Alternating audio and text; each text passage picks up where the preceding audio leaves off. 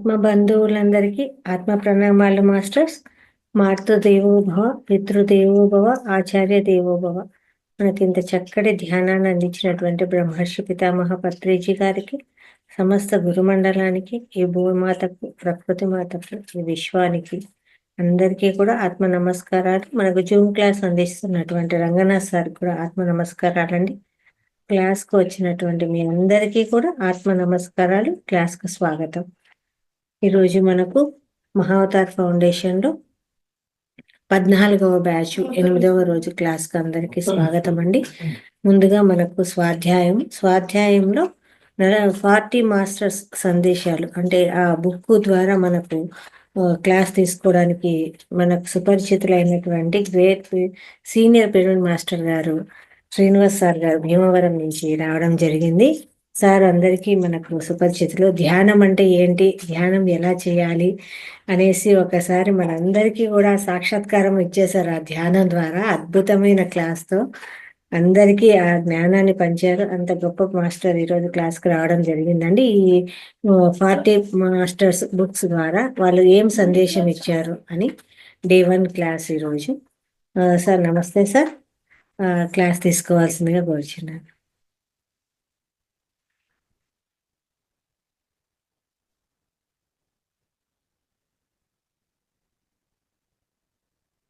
మ్యూట్లో ఉన్నారు సార్.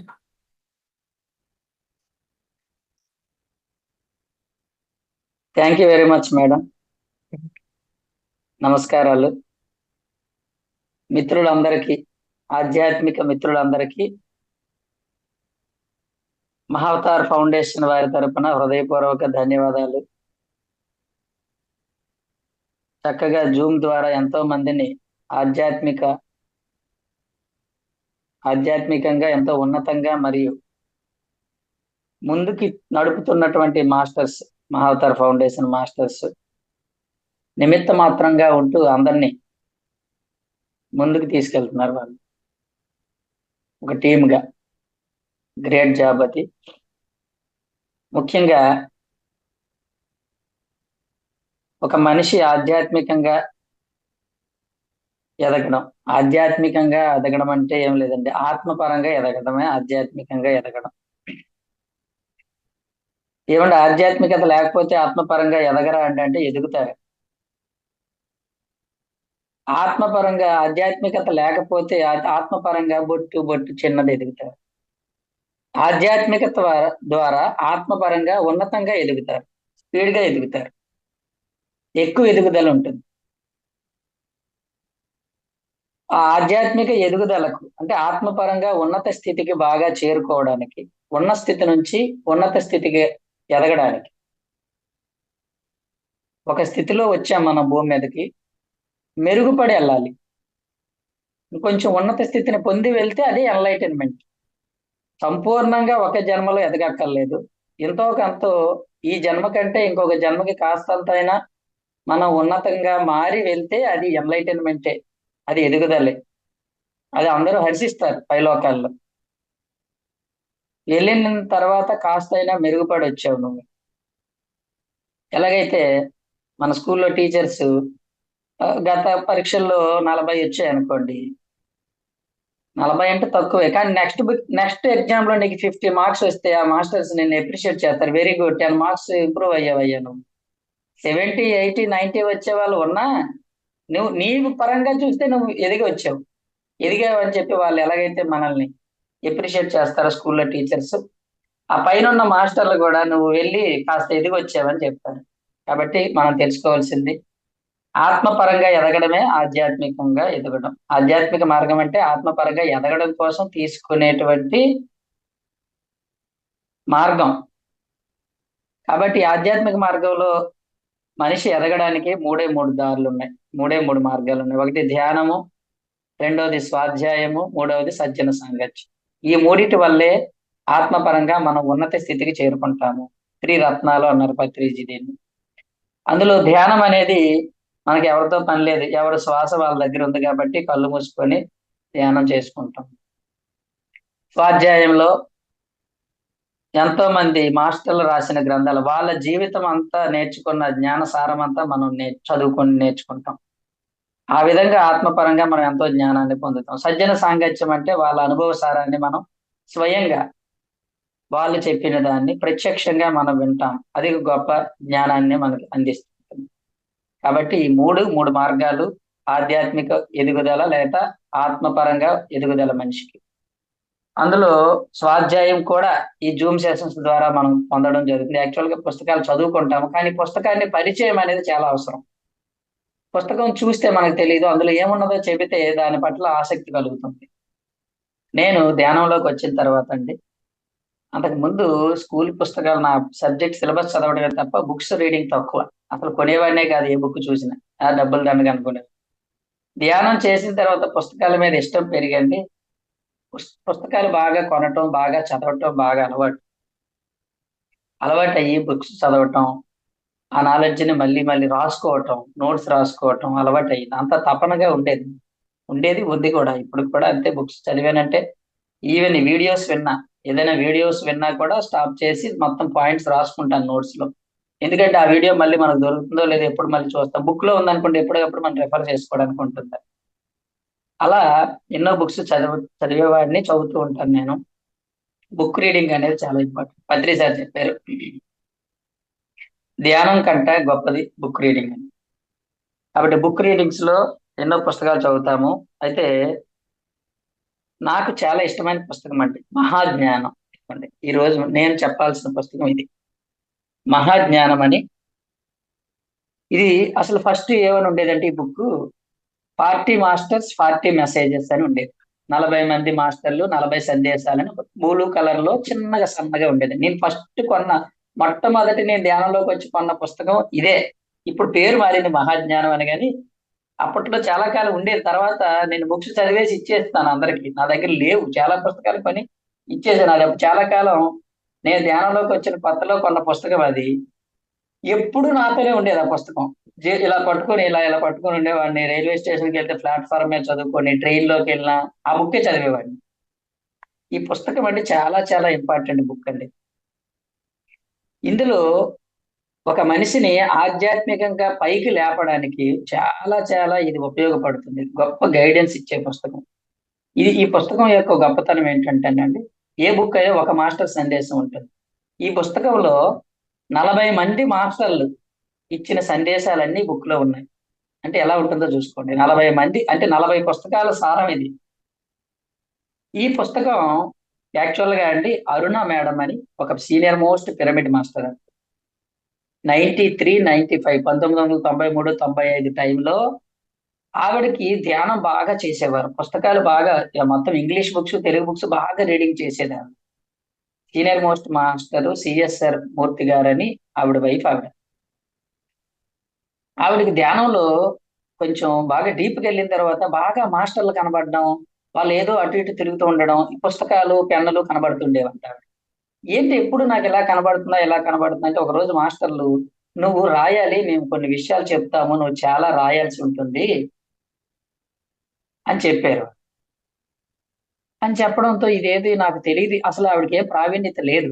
కానీ ఒక రోజు ఇలాగే బుక్ పెన్ను పట్టుకుంటే అప్పుడు మాస్టర్లు చెప్పారు, నీ ద్వారా కొన్ని సందేశాలు అనేది ఇవ్వడానికి మాస్టర్లు సిద్ధంగా ఉన్నారు. వాళ్ళ ద్వారా నువ్వు కొన్ని సందేశాలు అందుకొని ఈ భూమి మీద ఉన్న ప్రజలకు నువ్వు చాలా సందేశాలు ఇవ్వాల్సిన ఒక పుస్తకాన్ని రూపుదిద్దించుకోవాల్సి ఉందని చెప్పారు సూచాయిగా. అప్పుడు ఆ మేడం గారు ధ్యానంలో ఉంటూ ఒక పుస్తకం పెన్ను పట్టుకుంటే ఆవిడకి ఆ ధ్యానంలో తన చైతన్యం కాకుండా వేరే చైతన్యం అంతా కూడా ఎంటర్ అయిపోయి తను ఎవరో చెబుతూ అవన్నీ స్ఫురిస్తూ మొత్తం తన మైండ్ లోకి వచ్చిన ఆ మొత్తం వచ్చేసే ఆ విషయాలన్నింటినీ కూడా ఆవిడ రాసేసిన తర్వాత ధ్యానం నుంచి లేచిన తర్వాత దాన్ని ఒక ఆర్డర్ లోకి తీసుకొచ్చి అలాగా 40 మంది మాస్టర్లు ఉన్నారు, గ్రాండ్ మాస్టర్లు ఉన్నారు, కాబోయే మాస్టర్లు ఉన్నారు. అలా 40 మంది ఇచ్చిన సందేశాలన్నీ కూడా ఈ పుస్తకంలో పొందుపరచడం జరిగింది. ఆ మాస్టర్ల సందేశాల్లో మనకి అర్థమవుతుంది ఏంటంటే, జనరల్ గా మాస్టర్లు అందరూ ఏం చెప్తారంటే, మేము కూడా మీలాంటి వాళ్ళమే ఒకప్పుడు. మేము కూడా ఇదిగో మీలాగే వచ్చాము, అన్ని చేశాము, అన్ని పడ్డాము, అన్ని ఇబ్బందులు పడ్డాము. మీరు ఏదో వింతగా చూస్తారు మమ్మల్ని. కృష్ణుడు అంటే అమ్మో కృష్ణుడా అని. రాముడు అంటే అమ్మో రాముడా అన్నట్టు చూస్తారు. కానీ మేము ఒకప్పుడు మీలాంటి వాళ్ళమే. కానీ మేము ఆధ్యాత్మికంగా ఎదగడానికి ఎన్నో సాధనలు చేసి ఇలా మారాం అని చెప్తూ, అలా సాధారణమైన మానవులమే మేము కూడాను తర్వాత తర్వాత దశలో ఉన్నత స్థితికి చేరుకున్నామని వాళ్ళు ఇచ్చిన ముఖ్యమైన సందేశం. ఇందులో ముఖ్యంగా అండి, ఆ మాస్టర్స్ అందరూ కూడా చాలా సందేశాలు ఇచ్చారు. మనం ఒకే రోజు ఇవన్నీ చెప్పుకోలేం కానండి, ప్రతి మాస్టర్ యొక్క సందేశం చాలా ఇంపార్టెంట్ ఉంది. 40 మంది మాస్టర్లు ఇచ్చారు. అందులో ఒక 10 మంది విషయాలు మనం ఈరోజు నేర్చుకుందాం. 10 మంది మాస్టర్లు చెప్పిన సందేశాలు. ఆ 40 మంది ఎవరో ఒకసారి చదువుతాను చూడండి. 40 మంది మాస్టర్లు. ఫస్ట్ చూడండి, ఆది శంకరాచార్యులు. ఆవిడ 1993 నుంచి 95 మధ్యలో అలా అప్పుడు ఇచ్చిన సందేశాలండి.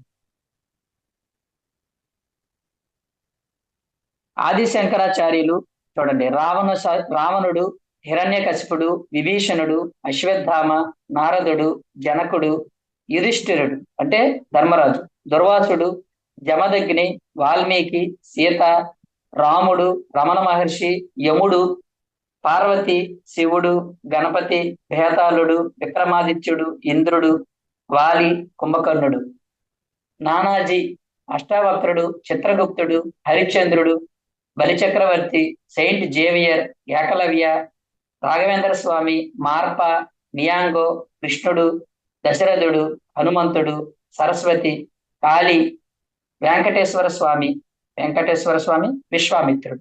వీరు 40 మంది మాస్టర్. ఈ 40 మంది మాస్టర్లు ఇచ్చిన సందేశాలు అనేవి ఇందులో ఉన్నాయి. ఈ సందేశాల గురించి మనం తెలుసుకుందాము. చక్కగా శ్రద్ధతో చక్కగా వినండి. నేను ఈ 40 మంది మాస్టర్లు ఇచ్చిన కొన్ని ముఖ్యమైన పాయింట్లు నేను చెప్తాను. ఆది శంకరాచార్యులు చూడండి, ఆది శంకరాచార్యులు మొట్టమొదటే ఆయన ఇచ్చిన, ఇది 1994 మార్చి 10వ తేదీన రాత్రి 10:30 జరిగిందని ఛానల్ ద్వారా ఆవిడకి ఇవ్వడం జరిగింది మెసేజ్. ఇలా మనం డేట్స్ అన్ని మనం చెప్పుకోవద్దు, కానీ ఒక్కొక్క మాస్టర్ వాళ్ళు ఇచ్చిన సందేశాల గురించి చెప్పుకున్నాము. చక్కగా వినండి. ఈయన చాలా గమ్మత్తైన విషయం చెప్పాడు. ఆయన ఏం చెప్పారు తెలుసానండి? విలువ ఏ సమాజాన్నైనా విలువ అనేది చాలా ముఖ్యమైన విషయం. విలువల వ్యవస్థ లేకుండా ఒక సమాజం కానీ ఒక సంస్కృతి కానీ మనలేదు. పునాది లేకుండా ఎలా భవనం నిలవదో అలాగని ఏ సమాజానికైనా విలువల వ్యవస్థ అనేది పునాది అవుతుంది. ఈ విలువలకు కట్టుబడి ఉండడం అనేది ఆ సమాజం యొక్క ప్రతి సభ్యునికి చాలా ముఖ్యం. మనం జనరల్ గా సమాజంలో కొన్ని విలువలు ఉంటాయి, ఆ విలువలకు కట్టుబడి ఉండాల్సిందే నువ్వు, అది చాలా ఇంపార్టెంట్ అన్నాడు. ఎందుకనంటే నువ్వు ఆచితూచి కోరుకొని వచ్చావు ఈ సమాజం, నువ్వు ఎక్కడ పుట్టాలని.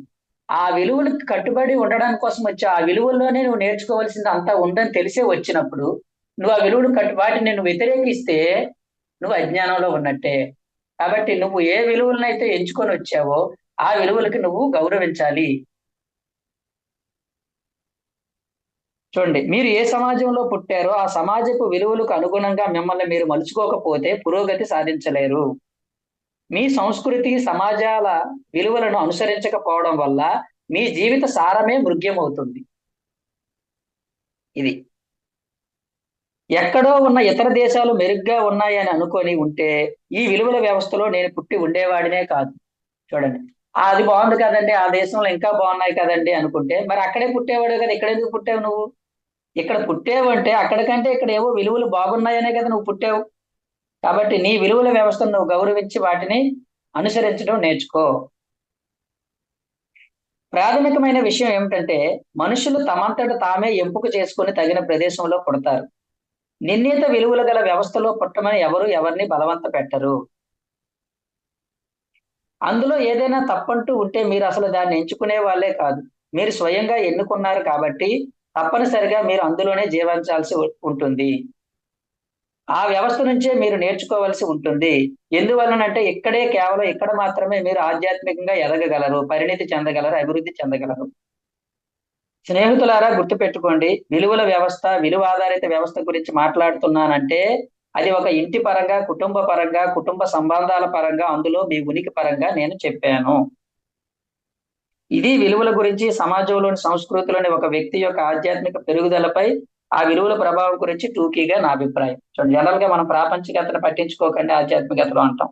అని ఏం చెప్పారంటే నీ ఆధ్యాత్మిక ఎదుగుదలకి నీ ప్రాపంచిక పరిస్థితులే ముఖ్యమైన కారణం అవుతాయి అని చెప్పాడు. చూసారా, కుటుంబము ఇవన్నీ చెప్పారు ఆయన. అవన్నీ చాలా ఇంపార్టెంట్ నీ ఆధ్యాత్మిక ఎదుగుదలకి.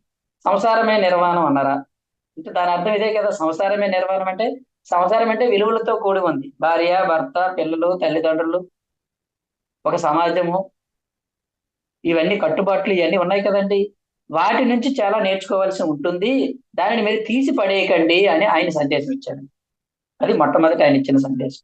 అయిపోయింది, ఆయన చాలా తక్కువ ఇచ్చారు సందేశం. తర్వాత రెండవ మాస్టర్ రావణాసురుడు, రావణుడు. రావణుడు కూడా మెసేజ్లు ఇస్తాడంటే ఇస్తారు, ఎందుకు ఇవ్వరండి. ఆయన కూడా మెసేజ్ ఇచ్చారు. ఆయన చెప్పిన మెసేజ్ చాలా ఇంపార్టెంట్ అండి. ఆయన ఎలా ఉండకూడదో చెప్పాడు ఆయన. ఈ ఆదిశంకరాచార్య ఎలా ఉండాలో చెప్పారు, రావణాసురుడు నువ్వు ఎలా ఉండకూడదో చెప్పాడు. నాయన, నా జీవితం నుంచి మీరు నేర్చుకోవాల్సిన విషయాలు ఏంటో తెలుసా అని చెప్పాడు. చూడండి, ధ్యానంలో ఎదుగుతూ వస్తున్న ప్రతి మాస్టర్ నా జీవితం చూసి నేర్చుకోవాలి. నా జీవితం ప్రధానంగా రెండు సత్యాల గురించి చెబుతుంది. మొదటిది చూడండి, ఏ ధ్యాని అయినా కొద్దిపాటి జ్ఞానంతో 10 నెలల్లో నేను సాధించిన దాన్ని సాధించగలడు. అంటే ఆత్మలింగాన్ని తీయటం, శివుని నుంచి కావలసిన వరాలు పొందటం లాంటివి అన్నమాట. నా కాలంలో నాతో పాటు చాలా మంది ధ్యానులు ఉండేవారు. కానీ నేను ఎంత ఆత్మలోలుడిని అంటే, నేను 10 తలలకు అధిపతిని అని ప్రతి ఒక్కరి దగ్గర ప్రదర్శించుకునేవాడిని. అంటే నా దగ్గర చాలా సిద్ధులు ఉన్నాయని చెప్పి ప్రదర్శించుకునేవాడిని నేను. ఆ అహంకారమే నన్ను పాతాళానికి తొక్కింది అని చెప్పాడు అన్నమాట. చూడండి, నా 10 తలలు ఏమిటంటే అవి నా ఎరుక యొక్క తలలు. ఇతర ధ్యానులు ఎవరు నాలా ప్రదర్శించుకోలేదు. ఉన్నా గాని ప్రదర్శించుకోలేదు, నేను ప్రదర్శించుకున్నాను. చూడండి, రెండవది, పరోక్షంగా రాముడు నా మాస్టర్. మేమిద్దరము కలిసి మా జీవితాలను కల్పన చేసుకున్నాం. తన కార్యంలో ఆయన పరిపూర్ణంగా విజయాన్ని సాధించాడు. కానీ నా గురించి నేనెంత అతిగా అనుకునేవాడినంటే చాలా మందిని హింసించాను. ఆ కారణం వల్లనే రాముల వారు నన్ను చంపేంత పెద్ద కార్యాన్ని చేపట్టవలసి వచ్చింది. కాబట్టి నా నుంచి మీరు నేర్చుకోవాల్సిన మూడే మూడు అని చెప్పి చాలా సింపుల్ గా చెప్పాడండి. నా నుంచి మీరు ఏం నేర్చుకోవాలో తెలుసా అని చెప్పాడు. అహంకారం ఆధ్యాత్మిక పురోగతికి పెద్ద అడ్డు. ఆధ్యాత్మిక పురోగతికి అహంకారం చాలా అడ్డు. ఎందుకంటే ఆధ్యాత్మికతలోకి వచ్చాక చాలా పవర్స్ వస్తాయండి మనకి. అంతకు ముందు ఎవరికి ఏంటంటే వాళ్ళకి వాళ్ళు తక్కువగా అనుకుంటారు. ఆధ్యాత్మికతలోకి వచ్చాక మనకు ఐడెంటిఫికేషన్ పెరుగుతుంది ఒకటోది. రెండోది ఏంటంటే మనకు అన్ని పవర్స్ వస్తాయి. మన మాటకు పవర్ పెరుగుతుంది, మనకి విలువ పెరుగుతుంది సమాజంలో. అది అహంకారంగా పరిణితి చెందిపోతుంది. కాబట్టి ఆయన ఏం చెప్పాడంటే, అహంకారం ఆధ్యాత్మిక పురోగతికి అడ్డు. మిడిమిడి జ్ఞానం అహంకారాన్ని కలిగిస్తుంది. మిడిమిడి జ్ఞానం అంటే పూర్తి జ్ఞానం లేకుండా ఉన్న చిన్న చిన్న జ్ఞానం వచ్చేసరికి నువ్వు అహంకారం పడిపోతే నువ్వు ముందుకు వెళ్ళలేవు. కాబట్టి మిడిమిడి జ్ఞానం అనేది నీకు శత్రువు. కాబట్టి దాని పట్ల జాగ్రత్తగా ఉండు. అహంకారం, మిడిమిడి జ్ఞానం, వీటి పట్ల అప్రమత్తులై మెలగండి. అది ఆయన ఇచ్చిన రెండే రెండు సందేశాలు. అహంకారం ఉండకుండా చూసుకోండి, మిడిమిడి జ్ఞానంతో ప్రవర్తించకండి. అది రావణాసురుడు ఇచ్చిన జ్ఞానం. ఇది ఇద్దరు మాస్టర్. మూడవది హిరణ్యకశిపుడు. హిరణ్యకశిపుడు అంటే మనకు తెలుసు, ప్రహ్లాదుడి తండ్రి. ఆయన కూడా చాలా మంచి సందేశాలు ఇచ్చారు. అంటే ఇవి చాలా ఇంపార్టెంట్ అంట. ఇవన్నీ ధ్యానాల్లో ఆ ఆధ్యాత్మిక మనిషికి ఎలా ముందుకు నడవాలో చాలా ఎంత బాగా ఉపయోగపడి, నాకు చాలా ఇష్టమైన పుస్తకం అండి. అప్పట్లో చదివాను కానీ దాని గురించి అంత పట్టించుకోలేదు. తర్వాత ఈ మధ్య కాలంలో ఒక 1 year బ్యాక్ ఈ బుక్ మళ్ళీ తీసి చదివాను. చదివితే ఈ బాబు ఎంత అంటే మనం కొంచెం ముందుకు వెళ్తున్న కొద్దీ దానిలో ఉన్న ఇంకా గొప్పతనం తెలుస్తుంది. అప్పుడు ఇంక మొత్తం తీసి నోట్స్ రాశాను. ఈ 40 మందివి మొత్తం ఇంపార్టెంట్ పాయింట్స్ అన్ని నోట్స్ రాశాను. నోట్స్ ఉందండి. ఈయన ఏం చెప్పాడు హిరణ్యకశిపుడు, చూడండి, శివుడు ఒక్కడే పరమ గురువు అని నమ్మిన వాడిని నేను. ఆయన్నే అనుసరించాను. ఆయన కాక ఇతరులు ఎవరూ లేరని భావించేవాడు. ఆయనే సర్వస్వం అనుకునేవాడిని. నా కుమారుడు నాకు జ్ఞానోపదేశం చేయాలని, ఇతర గురువులు కూడా ఉన్నారు అనే భావానికి నన్ను తీసుకురావాలని ప్రయత్నించేవాడు. అది నా కుమారుడు ఏం చేసేవాడు, నువ్వు ఏదో ఒక్క గురువు అనుకుని గొప్పగా చెప్పుకుంటున్నావు, కానీ చాలా మంది గురువులు ఉన్నారు అని చెప్పడానికి నాకు చాలా ప్రయత్నించాడు నా కొడుకు అని చెప్పాడు. చూడండి, ప్రయత్నించేవాడు. నా పని పట్టే మొగుడిగా తయారయ్యాడు. నా బుర్రలోకి ఈ పాయింట్ దిగ్గొట్టాలని ప్రయత్నించాడు. అందువల్ల వాడు కావాలనే నారాయణ నామాన్ని ఎన్నుకున్నాడు. అప్పట్లో నాకు ఆ పేరంటేనే బద్ధ విరుద్ధం.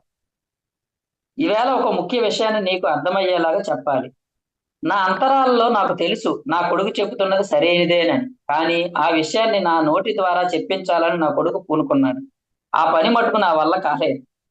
నా నమ్మకాన్ని మార్చాలని వాడు చేసిన ప్రయత్నాలన్నింటినీ పడగొట్టడానికి 1001 మార్గాలు పాల్పడ్డాను నేను. అందువల్ల నేను విషం తాగు లాంటి ఆజ్ఞలన్నీ ఇచ్చాను. ఆ పిల్లవాడు విజయవంతంగా నా హత్యా ప్రయత్నాలను తప్పించుకున్నాడు.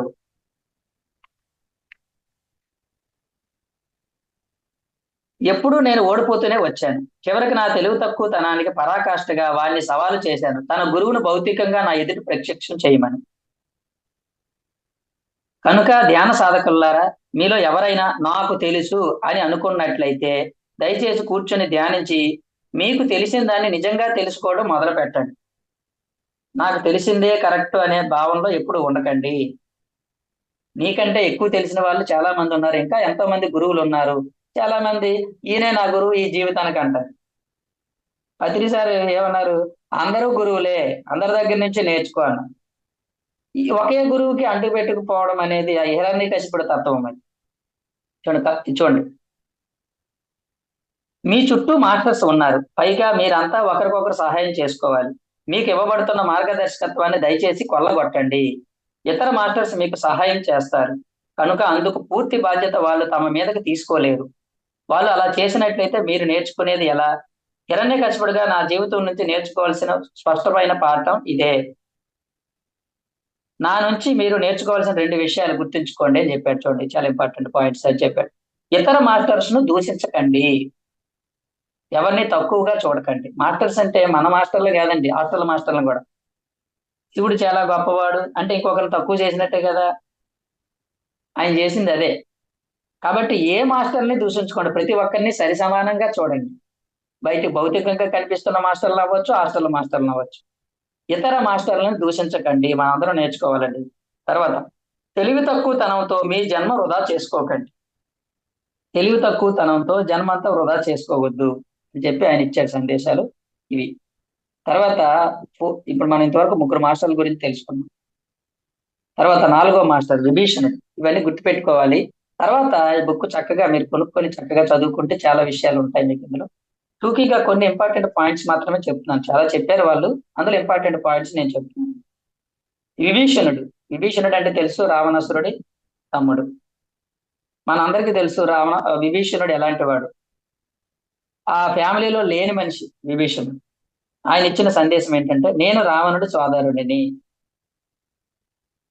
ఏదో ఒక రోజు మీ అందరినీ కలవాల్సి వస్తుందని నాకు తెలుసు, కానీ నన్ను ఒక సందేశం ఇవ్వమని మీరు పిలుస్తారని మాత్రం నేను అనుకోలేదు.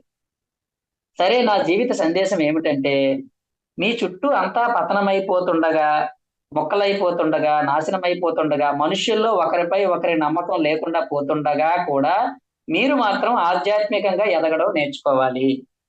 నీ చుట్టూ విపత్కర పరిస్థితులు ఉన్నా నువ్వు మాత్రం ఆధ్యాత్మికంగా ఎదగడం ప్రయత్నం చేయాలి. అది నా నా సందేశము అని చెప్పాడు. చూడండి, ఇదంతా ఎందుకు చెప్తున్నానంటే, ఎవరికైనా అలాంటి పరిస్థితులు అన్నవి అద్భుతమైన ఆధ్యాత్మిక పునాది అవుతాయి. ఆధ్యాత్మిక ఎదుగుదలకు రకరకాల పరిస్థితులు వస్తుంటాయి. ఒకరు మంచి పరిస్థితుల్లో నేర్చుకుంటారు, ఇంకొకరు క్లిష్ట పరిస్థితుల్లో నేర్చుకుంటారు. కానీ విభీషణుడి పరిస్థితి వేరు. తన చుట్టూ అంతా ఉన్న వాళ్ళందరూ ఎలాంటి వాళ్ళు తెలుసు కదా. రావణాసురుడు, కుంభకర్ణుడు, వీళ్ళందరూ ఎలాంటి వాళ్ళు తెలుసు మనకు. కానీ ఆయన ఏం చెప్పారంటే, చుట్టూ అలాంటి విపత్కర పరిస్థితులు ఉన్నా కూడా నువ్వు ఆధ్యాత్మిక పురోగతి వైపే దృష్టి పెట్టాలని చెప్పాడు. చూడండి, మా అన్నదమ్ముల్లో నేను తప్పు పుట్టినవాడిని. మానవత్వాన్ని గట్టిగా పట్టుకు వేలాడడం, సామాన్యుడి మూల నైతిక విలువలకు కట్టుబడి ఉండడమే నేను ఎదుర్కొనే సవాలు. నా క్రమశిక్షణ నుంచి, విలువల నుంచి పక్కకు పోవడం నాకు ఇష్టం లేదు. ఎందుకంటే నేను క్రమశిక్షణ గల వ్యక్తిని, నిజమైన విలువల్ని బలంగా సపోర్ట్ చేసేవాడిని నేను. ఇక రెండవది, నా జీవితంలో ముందుగానే అన్ని ప్లాన్ చేసుకుంటూ ఉండేవాడిని. ఎన్నడూ హడావుడి పడేవాడిని కాదు అని ఇచ్చిన సందేశం ఏంటంటే, నేను ఎప్పుడు హడావుడి పడేవాడిని కాదు దేనికోసం. ఓ వర్రి అయిపోవడం కానీ, హర్రి అయిపోవడం కానీ నా లైఫ్ లో లేదు. గొప్ప వాటిని సాధించాలనే లక్ష్యం నాకు ఎప్పుడు ఉండేది కాదు. ఆధ్యాత్మికంగా ఎదగడానికి నాకు ఈ 2 విషయాలు సహాయపడ్డాయి. నేను ఏదో గొప్పగా అయిపోవాలి, నన్ను అందరూ కీర్తించాలి, నేను అందరి దృష్టిలో పడాలనే ఆలోచన నాకు ఎప్పుడూ లేదు. అలాగని దేనికి అడావుడి పడిపోయి హైరాణ పడిపోయేవాడిని కాదు, నిదానంగానే నేర్చుకునేవాడిని అని నేను. సరే, ఇంతకీ చెప్పొచ్చేది ఏంటంటే, ఒకానొక స్థాయికి వచ్చేసరికి నా సంసార బంధాలన్నీ తెంచుకోవాల్సి వచ్చింది. ఆ బంధాలు నాకు ఆధ్యాత్మిక వైపు వెళ్ళడానికి దోహదం చేశాయి. నేను సామాన్య మానవుణ్ణి, ఎన్నడూ నేను ఆవేశంతో విరుచుకుపడడం అంటూ ఉండేది కాదు. నా అన్నదమ్ములకు కలిగే భావాలు నాకు ఎందుకు కలగవు అనే విషయాన్ని అర్థం చేసుకోవాలనే ప్రయత్నం ఒంటరిగా గడిపేవాడిని. చూడండి, ఈ రోజున నేను ఇక్కడ ఉన్నాను, వాళ్ళు అవతల వైపున ఉన్నారు. మనందరం ఆధ్యాత్మిక వైపు వెళ్ళవలసిన వాళ్ళం. లేకపోతే మనం అందరం ఐహికానికి ఎరగా పడిపోతాం. ఈ ఐహికత అనేది ఏ క్షణానైనా పగిలిపోయే బుడగే తప్ప మరొకటి కాదు. అంటే ఈ ప్రాపంచిక విషయాలనేవి అని ఇతరులకు తెలియజెప్పడం కోసమే గుర్తుగా నేను ఉన్నాను.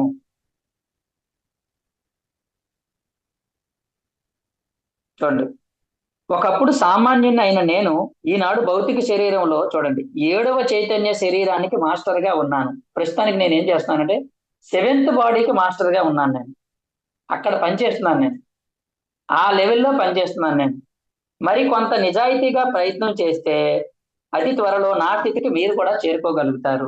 మీరు కూడా కొంచెం సిన్సియర్ గా వర్క్ చేసి సిన్సియర్ గా మీరు సాధన చేస్తే మీరు కూడా నా స్థాయికి చేరుతారు. చాలా సులభమే. నేను ఒకప్పుడు సామాన్యంగా ఉండేవాడిని. నా కృషితో, నా శ్రద్ధతో, నా పట్టుదలతో, నా క్రమశిక్షణతో నేను ఈ స్థాయికి చేరాను అని చెప్పి ఆయన సిన్సియారిటీ గురించి చెప్పారండి. సిన్సియర్ గా ఉండండి. ఏ పరిస్థితిలో ఉన్నా సిన్సియర్ గా మీరు కనుక సాధన చేస్తే మీరు కూడా ఈజీగా ఆ స్థాయికి నాకే హడావుడి నేను ఎప్పుడు పడేవాడిని కాదు. అలాగని ఏదో పొందాలి, అంత స్థాయికి వెళ్ళిపోవాలని ఆలోచన కూడా ఉండేది కాదు. సిన్సియర్ గా కష్టపడి సాధన చేసేవాడిని అంతే, నేర్చుకునేవాడిని అంతే. అదే నేను చేసే పని అన్నారు. చూసారా ఆ ఇచ్చిన సందేశం. తర్వాత అండి అశ్వత్థామ. అశ్వత్థామ అంటే తెలుసు మీకు, ద్రోణాచార్యుడి కొడుకు. అశ్వత్థామ అంటే చిరంజీవుల్లో ఈయన ఒక చిరంజీవి. చిరంజీవి అంటే భౌతిక శరీరం మరణం లేని వాళ్ళలో అశ్వత్థాముడు. ఆయన సందేశాలు కూడా చాలా ఉన్నతమైన, చాలా చాలా చెప్పారు ఆయన. అందులో కొన్ని ఇంపార్టెంట్ పాయింట్స్ మాత్రమే చెప్తాను నేను. చూడండి, మొట్టమొదట నేను 4 ఏళ్ల ప్రాయంలో మా నాన్న గురుత్వంలో ధ్యానం మొదలు పెట్టాను. ఆయన కురురాజ కుటుంబానికి గురువులు. ద్రోణాచార్యుడు తెలుసు మనకు. ప్రప్రథమంలో కురు పాండవుల మధ్య విభేదాలు లేనప్పుడు నేనే వాళ్ళకు నేర్పుతూ ఉండేవాడిని. అప్పటికి నేను 17 ఏళ్ల వాడిని. అప్పటికే నేను పరిపూర్ణత్వం పొందాను. పొందవలసి ఉన్నది రాబోయే మహాభారత సంగ్రామం కారణంగా ధ్యానమే కాకుండా నా తండ్రి నుంచి నేను నేర్చుకున్న విద్యలలో కూడా నిష్ణాతుని అయ్యాను. అప్పట్లో అది చాలా కష్టతరమైన శ్రమతో కూడుకున్న జీవితం. రోజంతా నాకున్న నైపుణ్యాలతో, ధ్యానంతో ఇతరులకు బోధ చేస్తూ ఉండేవాడిని. కేవలం 4 గంటలు మాత్రమే మామూలుగా నిద్రపోతూ రోజుకి 20 గంటలు పనిచేసేవాడిని. అశ్వత్థామ యొక్క మెసేజ్. తర్వాత అప్పటి రోజుల్లో ఆ కురు పాండవులు వాళ్ళకి సంబంధించిన విషయాలు కూడా ఇందులో ఆయన చెప్పడం జరిగింది. అప్పుడు పరిస్థితులు వాళ్ళకి మధ్యలో ఎలా ఉండేయో చూడండి. ఆ సమయంలో మాలో చాలా మంది గొప్ప జ్ఞానులు మా కళ్ళ ఎదుటే జ్ఞానాన్ని పొందగలిగే పరిస్థితి ఉంది. ఇప్పుడు నేను మా నాన్న అక్కడే ఉండి కౌరవులు యుద్ధానికి సిద్ధం కావడంలో సహాయపడవలసి వచ్చింది. ఈ అన్నదమ్ములేమో చాలా సామాన్యులు. వారికి ఐహికమైన తృష్ణ ఎక్కువ. ఇది మేమందరం కలిసి ఆడుతున్న ఆటే కదా. మాకు ఎదురైన సవాల్ ఏమిటంటే ఒకవైపు ఆ 100 మంది ఐహిక అధికార పిపాసులతోనే ఉంటూ మరోవైపు నిరంతర వ్యతిరేకతలోనే మా ఆధ్యాత్మిక దాహాన్ని మేము తీర్చుకోవాల్సి వచ్చింది. ఇవ్వండి. నెక్స్ట్ ఈయన ఇచ్చిన మెయిన్ సందేశం ఏంటంటే శ్రద్ధ, కష్టపడి పనిచేయటం. ఇవే నేను మీకు ఇచ్చే సందేశం. శ్రద్ధ, బాగా ఇంట్రెస్ట్ గా ఎప్పుడు ఉండాలి. ఎప్పుడు ఆధ్యాత్మిక పట్ల శ్రద్ధతో ఉండాలి. తర్వాత కష్టపడి పనిచేయటం. సుఖంగా సుఖపడాలి కానీ కష్టపడి సుఖపడాలి. కష్టపడకుండా సుఖం కాదు, కష్టపడుతూనే సుఖపడాలి. దీన్నే పత్రి సార్ ఏమన్నారంటే రెస్ట్లీగా పని చేయవయ్యా అన్నారండి. రెస్ట్లీగా వర్క్ చేయాలి అంటే పని చేస్తూ ఉండాలి, కానీ ఊరికే మరీ ఓవర్ గా రెస్ట్ లేకుండా పని చేయడం కదా. రెస్ట్లీగా పని చెయ్యి రెస్ట్లీగా. అంటే రెస్ట్ తీసుకుంటూనే పనిలో కూడా రెస్ట్ నేర్చుకోవాలి. పని చేస్తున్నప్పుడు కూడా ఆ పనిలో కూడా రెస్ట్ నువ్వు తీసుకోగలగాలి. అది గొప్ప మాస్టర్ లక్షణం. రెస్ట్లీగా వర్క్ చేయను ఎవరైనా. ఈయన కూడా ఏం చెప్పాడు, కష్టపడి పని చేయటం. ఇవే నేను మీకు ఇచ్చే సందేశం. ఈయనకి కొన్ని ప్రశ్నలు అడిగారండి. ఆ ప్రశ్నలకు కొన్ని ఆన్సర్లు చెప్పారు. అందులో కొన్ని మనకు అవసరమైన కొన్ని ఉన్నాయి. అందులో 2-3 చెప్తాను నేను. అయ్యా తమరు చిరంజీవి, ఇది ఎలా వచ్చింది మీకు అని అడిగి. అంటే అప్పుడు చిరంజీవి అంటే భౌతిక మరణం లేనివాడు. మేము తరతరాల తరబడి, శతాబ్దాల తరబడి శాశ్వతంగా ఒకే భౌతిక శరీరం ధరించే ఉంటాము. నా గురువైన నా తండ్రి నుంచి ఈ స్థితిని ఒక వరంగా పొందాను. నా శ్రద్ధకు, ధ్యానంలో నా పటిమకు సంతోషించి ఆయన ఇచ్చిన వరం అది. ముందుగా నేను చిరంజీవి కావాలని కోరిక నాలో ఏ కోశాన లేదు.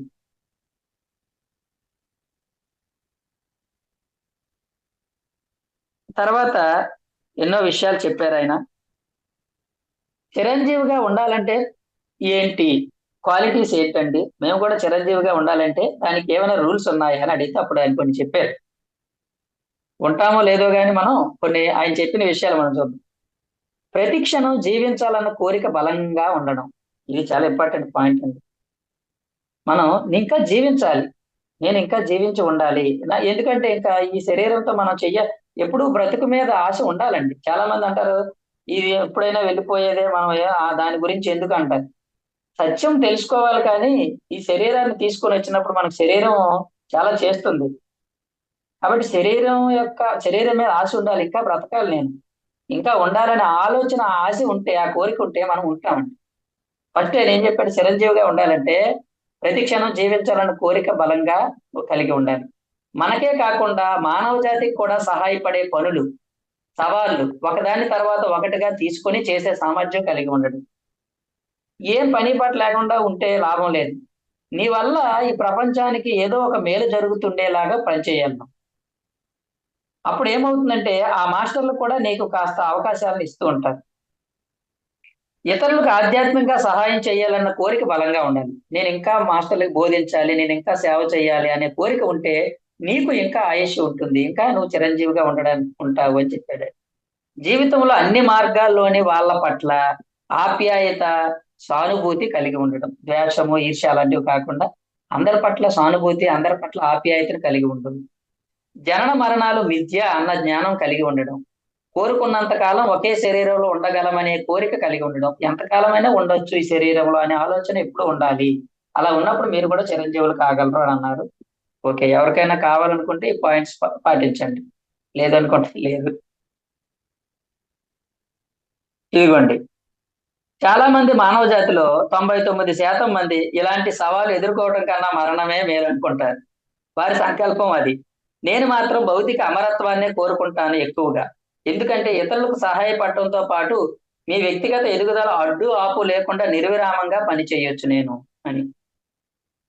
సరే, తర్వాత కొన్ని ప్రశ్నలు అడిగారు. మా పిల్లల విషయంలో మీరు మాకు ఇచ్చే సలహా ఏమిటి, చేయవలసినవి ఏమిటి, చేయకూడనివి ఏమిటి అని అడిగితే ఆయన చెప్పారు, ఏమి లేదు, వాళ్ళు పరిపూర్ణమైన మాస్టర్లు, కేవలం వాళ్ళు ధ్యానం చేయాలంటే, వాళ్ళకి ఇప్పటికే అన్ని తెలుసు, మీరు కొత్తగా ఏమీ నేర్పక్కర్లేదు అని చెప్పాడు. మీ గురించి మీరు మాత్రమే వివరించదగిన అద్వితీయమైన విషయం ఏదైనా ఉంటే ఒకటి చెప్పండి. అప్పుడు ఆయన చెప్పాడు, కౌరవుల మధ్యలో ఉంటూ మానసిక వికాసానికి వ్యతిరేకమైన ఆ వాతావరణంలోనే ఆధ్యాత్మికంగా ఎదగాలి. ఇది ఈ జన్మకు వచ్చేటప్పుడు నేను నిర్ణయించుకున్న కార్యం. కానీ ఈ నా జన్మ కార్యంలో నేను పెట్టుకున్న పని మరింత క్లిష్టము, జటిలము అయిపోయింది. అందుకు కారణం నాకు ఇవ్వబడిన చిరంజీవత్వ వరం. చూడండి, నేను అనుక్షణం ఈ క్షణంలో బ్రతకడం, ఈ క్షణం కోసమే పనిచేయడం చేసేవాడిని. బుద్ధుడు తపస్సు చేసింది నిర్వాణం పొందాలని కాదు, అసలు అది ఆయన లక్ష్యం కాదు. ఆయన లక్ష్యం అంతా మనుషులకు సహాయం చేయటమే. ఆయన ఆ పనిని తన సంకల్ప శక్తితో మాత్రమే చేస్తూ వచ్చాడు. మీ విధిని మీరు నిర్వర్తించండి, అదే మీ లక్ష్యం. అంటే పుస్తకాలు చదవటం, ధ్యానం చేయటం, ఇతరులతో ధ్యానం గురించి, పుస్తకాల గురించి మాట్లాడడం, ఇదే మీ లక్ష్యం. ఇలా కొన్ని విషయాలు చెప్పడం జరిగింది. మా మనసుల్లో నిలిచిపోయిన ఏమైనా డౌట్స్ ఏమైనా మీకు అనిపిస్తే మీరు కొంచెం చెప్పండి అని అడిగారు. ఆయన అప్పుడు ఏం చెప్పారంటే, మీరు క్రమం తప్పకుండా ధ్యానం చేయటం మొదలు పెట్టాక కుండలిని గురించి మీరు దిగులు పడాల్సిన అవసరం లేదు. అది మీ శారీరక వ్యవస్థలో మీ ఆధ్యాత్మిక పురోగతిని సూచించే మౌలిక నిర్మాణ అంశం. కేవలం హఠయోగులు మాత్రమే కుండలిని శక్తిని ప్రబోధం చేస్తారు. శ్వాసపై ధ్యాస ఉంచే సామాన్య ధ్యానికి అది చేపట్టదగిన కార్యం కాదు. అన్ని చక్రాలు ఆటోమేటిక్ గా పనిచేస్తాయి. కానీ మీకు వాటి గురించి అస్సలు తెలుసుకోవాలన్న కోరిక ఉంటే మీరు కుండలిని ప్రబోధం, ప్రయాణం, నియంత్రణ అన్నిటినీ అనుభూతి చెందవచ్చు అని చెప్పి, మీరు దాని గురించి ఏమి వర్రీ అవ్వక్కర్లేదు, సాధన చేస్తూ ఉంటే ఆటోమేటిక్ గానే అవి జరుగుతాయి అని చెప్పారు. తర్వాత మీకు మీరే మాస్టర్. మీరు ఒక స్థితిని చేరుకునే వరకు ప్రతి స్థితిలో ఉండే ప్రతి మాస్టర్ వచ్చి మీకు రకరకాల విషయాలు బోధిస్తూ ఉంటారు. చాలా ఇంపార్టెంట్ పాయింట్ అండి. మనం ఎదుగుతున్న కొద్దీ మన స్థాయిలో ఉన్న మాస్టర్లు మనకు ఉంటారు. అంటే ఎలిమెంటరీ స్కూల్లో ఉన్నాం అనుకోండి, ఎలిమెంటరీ టీచర్లు ఉంటారు. హై స్కూల్కి వెళ్ళాక హై స్కూల్ టీచర్లు ఉంటారు. కాలేజీకి వెళ్ళాక కాలేజీ లెవెల్లో లెక్చరర్స్ ఉన్నట్టే, మనం ఆధ్యాత్మిక మార్గంలో ఎదుగుతున్నప్పుడు ఇనిషియల్ స్టేజ్ లో కొంతమంది మాస్టర్లు మనకు ఉంటారు. మనం కొంచెం ఎదిగిన తర్వాత మాస్టర్లు మారిపోతారండి. మన స్థాయి మారేసరికి అప్పుడు మనకు అవసరమైన మాస్టర్లు మనకు వస్తూ ఉంటారు మన లైఫ్ లో. ఇలా ఎప్పటికప్పుడు మీకు మాస్టర్లు మారుతూ ఉంటారు. దీనిని దృష్టిలో పెట్టుకొని మీ చుట్టూ ఉండేవారిని మీరు కూడా అలాగే చూస్తారు. అవును, అది ప్రతి ఒక్కరూ ఏదో ఒకటి నేర్పిస్తూనే ఉంటారు మీకు. ఇది ఆయన ఇచ్చిన సందేశం. కాబట్టి ప్రతి దశలోని మాస్టర్స్ మీకు ఉంటారు. వాళ్ళు చెప్పిన దాన్ని మీరు అనుసరిస్తూ ఉండండి. ఎప్పుడు ఒక మాస్టర్ కి స్టిక్ అని అయిపోకండి. నేను ఎలిమెంటరీ సార్ బాగున్నారు, మంచి ఆయన, ఆయన నాకు ఇష్టమైన అక్కడే ఉండిపోతావేంటి? ఎంత మంచి ఆయన, ఎంత కష్టమైనా హై స్కూల్కి వెళ్ళి ఇంకొక మాస్టర్ దగ్గర నేర్చుకోవాల్సింది. ఇంకొక ప్రశ్న అయ్యారు, ధ్యానం అంటే ఏమిటో మాకు చెప్పండి, మేము ధ్యానంలో ఏం చేస్తున్నాం అనే దానితో పోల్చి మీ అనుభవాలు చెప్పండి అని అడిగారు. మీరు ఎలా చేశారంటే అప్పుడు ఆయన అన్నాడు, మీకులానే నా గురువు కూడా నాకు శ్వాసను గమనించడం అనే ప్రక్రియతో ధ్యానం చేయడం నేర్పాడు. కానీ మీలాగా కాక మీ భర్తలాగా నాకు ఎలాంటి అనుభవాలు లేవు. ఆవిడ ఆవిడ గురించి చెప్తున్నారన్నమాట. ఎవరైతే ఛానల్ ఆవిడ గురించి. 5 సంవత్సరాల తర్వాత నా అనుభవాలు మొదలయ్యాయి. బంగారు కాంతులు కనిపించడంతో మొదలయ్యాయి. ఆ తర్వాత రకరకాల మాస్టర్ని కలవడం జరుగుతుండేది. రకరకాల ప్రదేశాలు చూసేవాడిని. చివరగా ప్రతిరోజు నా చుట్టూ నాకు అనుభవాలు కలిగేవి. ఇది నా ధ్యానం, నా అనుభవాలు. ధ్యాన అనుభవాల విషయంలో మీకు నాకు ఏ విధంగానూ తేడా లేదు. ఎవరైనా ఒకటే. నాకేదో అనుకోకండి. నాకైనా అది అనుభవాలు, మీకైనా అయ్యే అనుభవాలు అని చెప్పాడు ఆయన. జన్మ కారణానికి ఆత్మ ఎదుగుదలకి తేడా ఏమిటి అని అడిగారు. జన్మ కారణానికి ఆత్మ ఎదుగుదల. ఒక విధంగా చెప్పాలంటే రెండూ ఒకదానికొకటి ముడిపడి ఉన్నాయి. జన్మ కారణం అనేది మీరు ఎంచుకున్న పని. ఆత్మ ఎదుగుదల అంటే ఇంతవరకు మీరు తీసుకున్న అన్ని జన్మలను ఒక దగ్గరకు చేర్చి, ఇంతవరకు మీరు తీసుకున్న జన్మలన్నింటినీ ఒక దగ్గరకు చేర్చి, ఆ అన్ని జన్మల్లో కలిపి మీరు నేర్చుకున్న మొత్తం జ్ఞానాన్ని ఆత్మ ఎదుగుదల అంటారు. మీరు అంతవరకు ఎంత నేర్చుకున్నారో దాన్ని బట్టి ఆ ఇండికేషన్ చెప్పొచ్చు, అంత నేర్చుకున్నారు అని చెప్పారు. ఇలా మీ ఆధ్యాత్మిక జీవనం అశ్వత్థామ జన్మలోనే ప్రారంభమైందా లేక గత జన్మలోనే ప్రారంభమైందా అని అడిగితే ఆయన చెప్పారు, నా ఆధ్యాత్మిక జీవనం ఈ జన్మకు 2 జన్మల క్రితం ప్రారంభమైంది. అయినా కానీ అప్పట్లో నేను ఆధ్యాత్మికతను అంత సీరియస్ గా తీసుకోలేదు. నా పూర్ణాత్మ వేసిన ప్లాన్కి మీ పూర్ణాత్మ వేసిన ప్లాన్కి తేడా ఉంది. నా పూర్ణాత్మ నా కోసం వేసిన ప్లాన్ ఏమిటంటే, మొదట నేను భౌతిక భూమికల్లో నిత్య జీవితం ఉనికి గురించి చాలా నేర్చుకోవాలి. ఎలాంటి ఆధ్యాత్మిక పరిజ్ఞానం లేకుండానే కేవలం ఒక వ్యూహం ప్రకారం జీవించి ఆ జన్మలో నేర్చుకోవాలి ఎలాగో నేర్చుకున్నాను నేను. చూడండి ఎంత విచిత్రమో. ఆధ్యాత్మిక పరిజ్ఞానంతో కాకుండా ముందు భౌతిక పరిస్థితుల నుంచి అన్ని రకాల అనుభవాలు పొంది ఆ విధంగానే ఎలా నేర్చుకోవాలో నేర్పించాడంట. ఆయన యొక్క పూర్ణాత్మ అలా ప్లాన్ చేశాడండి. జనరల్ గా మనం ఏమనుకుంటాం అంటే ఆధ్యాత్మికతలోకి వచ్చాక అన్ని నేర్చుకుంటామని కాదు. ఒక్కొక్క పూర్ణాత్మకి ఒక్కొక్క ప్లాన్ ఉంటుంది. నా పూర్ణాత్మ అలా ప్లాన్ చేశాడు. నేను ఆధ్యాత్మికతగా రాకముందే భౌతికంగా ఎన్ని నేర్పించాలో అన్ని నేర్పించేసాక నన్ను ఆధ్యాత్మికతలో ప్రవేశపెట్టాడు నా పూర్ణాత్మ అని చెప్పాడు. కొన్ని జన్మల్లో నేను అనుకున్న పనిని సక్రమంగా ఓడిపోయాను. అయితే కేవలం కృష్ణుని సన్నిధిలో మాత్రమే నేను చాలా నేర్చుకున్నాను. మర్మంగా చెప్పాలంటే ఆ జన్మలో ఆయన నాకు భౌతిక గురువు అయ్యారనే చెప్పాలి. నేను చిరంజీవిని కావడానికి అలా అన్ని అనుకూలించాయి. మేము మీలా కావడానికి మార్గం చెబుతారా అంటే ఆయన చెప్పాడు, ఆధ్యాత్మిక సాధనలో అప్రమత్తంగా ఉండండి. అప్రమత్తంగా అలర్ట్ గా ఉండండి. ఎల్లప్పుడూ మీ చిన్ని చేతిని అందిస్తూ గురువు పత్రిసారి గురించి చెప్పారండి ఇక్కడ ఆయన. ఆయన మీ గురువుతోనే ఉండండి, ఆయనతోనే ఉండండి. దీపం ఉండగానే ఇల్లు చక్కబెట్టుకోవాలన్న విషయాన్ని మనసులో గుర్తుపెట్టుకోండి. ఆయన అంటే పత్రిసారి అండి, మిమ్మల్ని ఎంతటి స్థాయికైనా తీసుకువెళ్ళగలరు.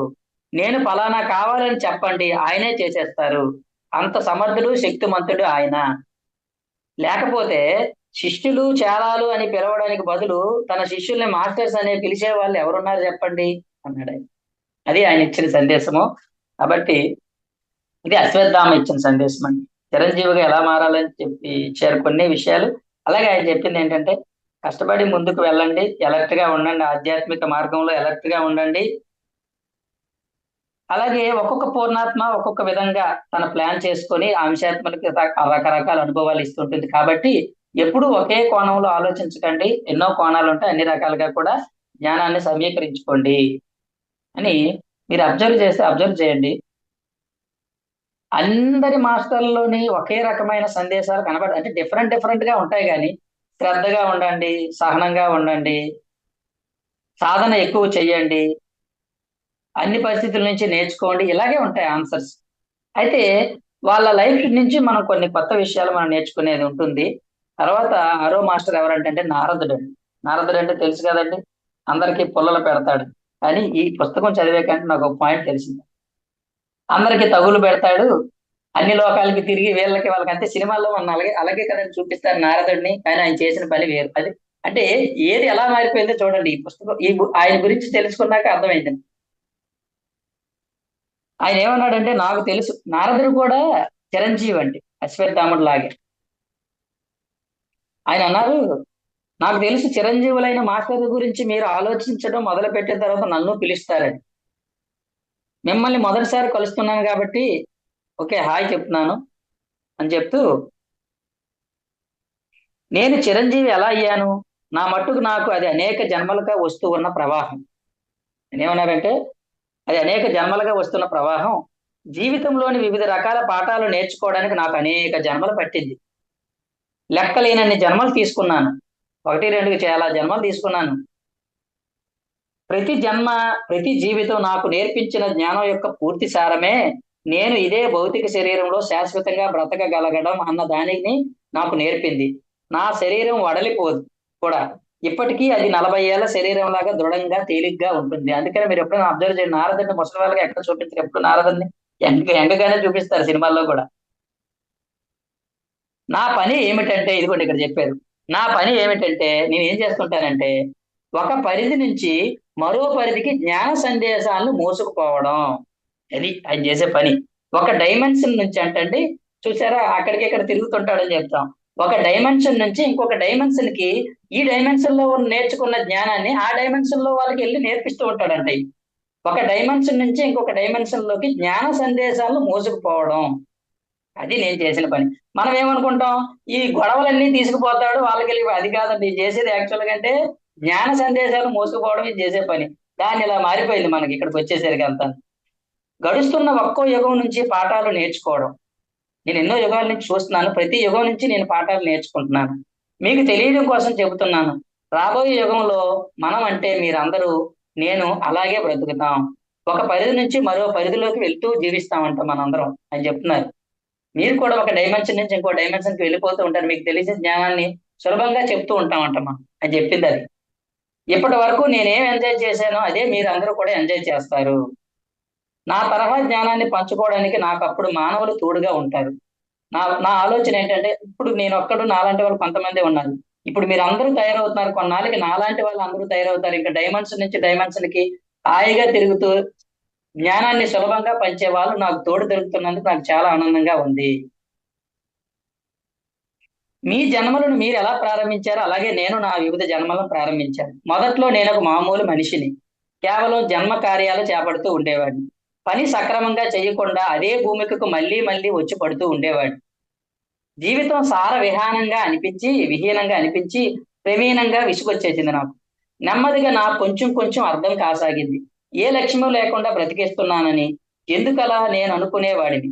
నేను ఒక్కడినే ఇలా ఆలోచిస్తున్నానా, లేక ఇంకెవరైనా కూడా ఆలోచిస్తున్నారా, నాలాంటి వాళ్ళ గురించి తెలుసుకోవాలనే తపనలో 15వ ఏట ఇల్లు వదిలి వచ్చేసాను. నేను రకరకాల ప్రదేశాలు తిరిగాను. నాకు తృప్తిని కలిగించిన మహనీయులు ఎవరూ నాకు కనిపించలేదు. నాకు తారసపడిన ఒక్కొక్క మాస్టర్ కూడా ఏదో కొంత వదిలిపెట్టి అసంపూర్ణంగా చెబుతున్నట్లు అనిపించింది. చివరికి రకరకాల పరిధుల్లో 107 మంది గురువులను కలుసుకున్నాక 108వ గురువుగా నారాయణుని కలుసుకున్నాను నేను. ఆయన నాకు ప్రతి విషయాన్ని బోధించారు. భౌతిక శరీరంలో ఉన్నందుకు నేను తొలిసారిగా ఎంతో సంతోషపడ్డాను. తర్వాత నేను మనం ఎలాగైతే అన్ని సొసైటీలు తిరిగి అన్ని చోట్లకి తిరిగి చివరికి పత్రి సార్ దగ్గర చేరిన తర్వాతే అసలైనది మనకు దొరికిందిరా బాబు అని చెప్పేసి ఇక్కడ ఎలా స్థిరపడ్డామో, ఆయన కూడా ఎంతో మంది గురువుల దగ్గర తిరిగాడంట.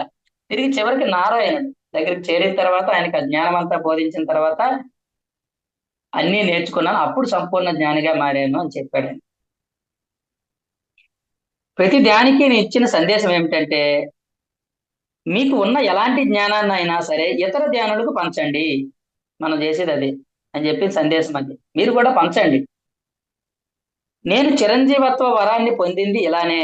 నేను ఎలా పొందానంటే, నా దగ్గర ఉన్నది అందరికీ పంచడం వల్ల నా యొక్క పని ఇంకా ఉండిపోయింది భూమి మీద. అంటే ఇలా పంచుతూ ఉంటే నాది ఉండడం వల్ల ఇంకా నేను వెళ్లకుండా ఉండాల్సి వచ్చింది. నేను పంచకుండా ఉంటే ఎప్పుడూ వెళ్ళిపోయేవాడు, నా పని అయిపోయిండేది అని చెప్పాడు ఆయన. నేను శాశ్వతంగా జీవించి ఉండడానికి ఏకైక మార్గం మనం పొందిన ఆధ్యాత్మిక జ్ఞానాన్ని ఇతరులతో పంచుకోవడం ద్వారా మాత్రమే అని నేను తెలుసుకున్నాను. చిరంజీవి స్థితికి చేరుకోవడానికి మీరు ఎంతకాలం ధ్యానం చేశారు? చిరంజీవిని కావాలని నేనేమీ ధ్యానం చేయలేదు. ఇతర లోకాలను చేరుకోవడానికి ఒక పరిధి నుంచి మరో పరిధిలోకి ప్రయాణం చేసే జ్ఞానం సంపాదించాలని ధ్యానం చేశాను. ఒక పరిధి నుంచి మరో పరిధికి నేను ప్రయాణం చేసింది అక్కడున్న వివిధ మాస్టర్స్ నుంచి జ్ఞానాన్ని పొందాలని. ఈ విధంగా నేను పొందిన జ్ఞానం ఏమిటంటే, రకరకాల స్థాయిల్లో మాస్టర్లు ఉన్నారు. ఒక్కొక్కరికి కొత్త వ్యవస్థల్ని సృష్టించటం, కొనసాగించటం, పోషించడం అనే పని ఉంటుంది. అప్పటికే అమలులో ఉన్న వివిధ వ్యవస్థలను మళ్ళీ నిర్మించటం, పునర్వ్యవస్థీకరించడం లాంటి పనులు కూడా చాలా మంది మాస్టర్లు చాలా బిజీగా ఉన్నారు అన్ని డైమెన్షన్ లోని, ఎవరు ఖాళీగా లేరు అని చెప్పాడన్నమాట. మరో మహాయోగుల కూటమికి తమ సొంత సాహస కార్యక్రమాలు చేయడం అంటే ఇష్టం. అది ఆత్మజ్ఞాన రంగంలో కావచ్చు, ఇంకా వేరే రంగంలో కావచ్చు. కాబట్టి ఇలా ఆయన చాలా విషయాలు చెప్పారండి. చాలా విషయాలు చెప్పారు. చూడండి, మన జన్మలో మనం ఏం చేయాలి అనేది మన పూర్ణాత్మ నిర్ణయిస్తుందా, దాని విధి అనవచ్చా అని అడిగారు. స్వేచ్ఛ, ఎంపిక అనే వాటిని మీరు అర్థం చేసుకునే స్థాయికి వచ్చారంటే విధి అనే మాట చాలా వరకు తగ్గిపోతుంది. స్వేచ్ఛ అనేది, ఎంపిక అనేది. విధి లేదా జన్మ ప్రణాళిక అనేది ప్రతి ఒక్కరికి ఉంటుంది. ఇది ఒక విస్తారమైన విషయం. దీని మీద ఆధారపడి జన్మ ప్రణాళికను గ్రహించడం జరుగుతుంది. ఆధ్యాత్మిక మార్గంలో ఆత్మ ఎదగడం మొదలు పెట్టేసరికి విధి ప్రభావం మన మీద ఉండదు. ఎదుగుతున్న ఆత్మ ఆ విధి ఏర్పడిన కారణాన్ని తెలుసుకుంటుంది. చూడండి, ఎదగక ముందు విధి విధి చేతిలో ఉంటాం మనం. ఒకసారి నిన్ను ఎదుగుతున్న నీ జన్మ ప్రణాళిక కారణం నువ్వు తెలుసుకున్నావంటే విధి ప్రభావం అనేది నీ మీద ఉండదు. మామూలు ఆత్మ అంటే ఆధ్యాత్మిక మార్గంలో ఎదగిన ఆత్మ ఆ విధి ప్రకారం జీవించకపోవటమే గాక తానే ఎంచుకొని తెచ్చుకున్న ఆ పరిస్థితులను తిట్టుకుంటూ ఉంటుంది. అలా చేసి ఇంకా ఇంకా ఊబిలోకి కూరుకుపోతూ మళ్ళీ అలాంటి జన్మల్ని తెచ్చుకుంటూ ఉంటుంది. నేను మాత్రం విధిని జన్మ ప్రణాళిక అంటాను అని చెప్పాడు. ఇలా అని చాలా సందేశాలు ఇవ్వడం జరిగింది. ఓకే, ఇగో ఈ జన్మ తీసుకునేటప్పుడు మీరు ఏం చేయాలనుకుని వచ్చారో అంతకంటే ఎక్కువే సాధించాలనుకుంటే మాత్రం, చూడండి, మీరు అనుకుని వచ్చినప్పుడు కంటే ఇంకా ఎక్కువే సాధించాలని మీరు అనుకుంటే మాత్రం ఎక్కువగా ధ్యానం చేయండి, పుస్తకాలు చదవండి, ఇతరులకు సహాయం చేయండి అని 3 సందేశాలు ఆయన ఇవ్వడం జరిగింది. ఇది నాథన యొక్క సందేశాలు. తర్వాత ఏమైపోయింది, ఇంకొక 5 మినిట్స్ ఉంది. జనక మహర్షి తెలుసు కదండి మనకు. జనక మహారాజు, జనక మహర్షి. ఆయన రాజుగా ఉన్న వాళ్ళు మహర్షులైన వారు చాలా తక్కువ. అందులో ఒకనొక ఆయన జనకుడు రాజుగా ఉన్నాడు, ఆయన మహర్షి కూడా, గొప్ప యోగి ఆయన. ఈయన ఇచ్చిన సందేశాలు చూడండి.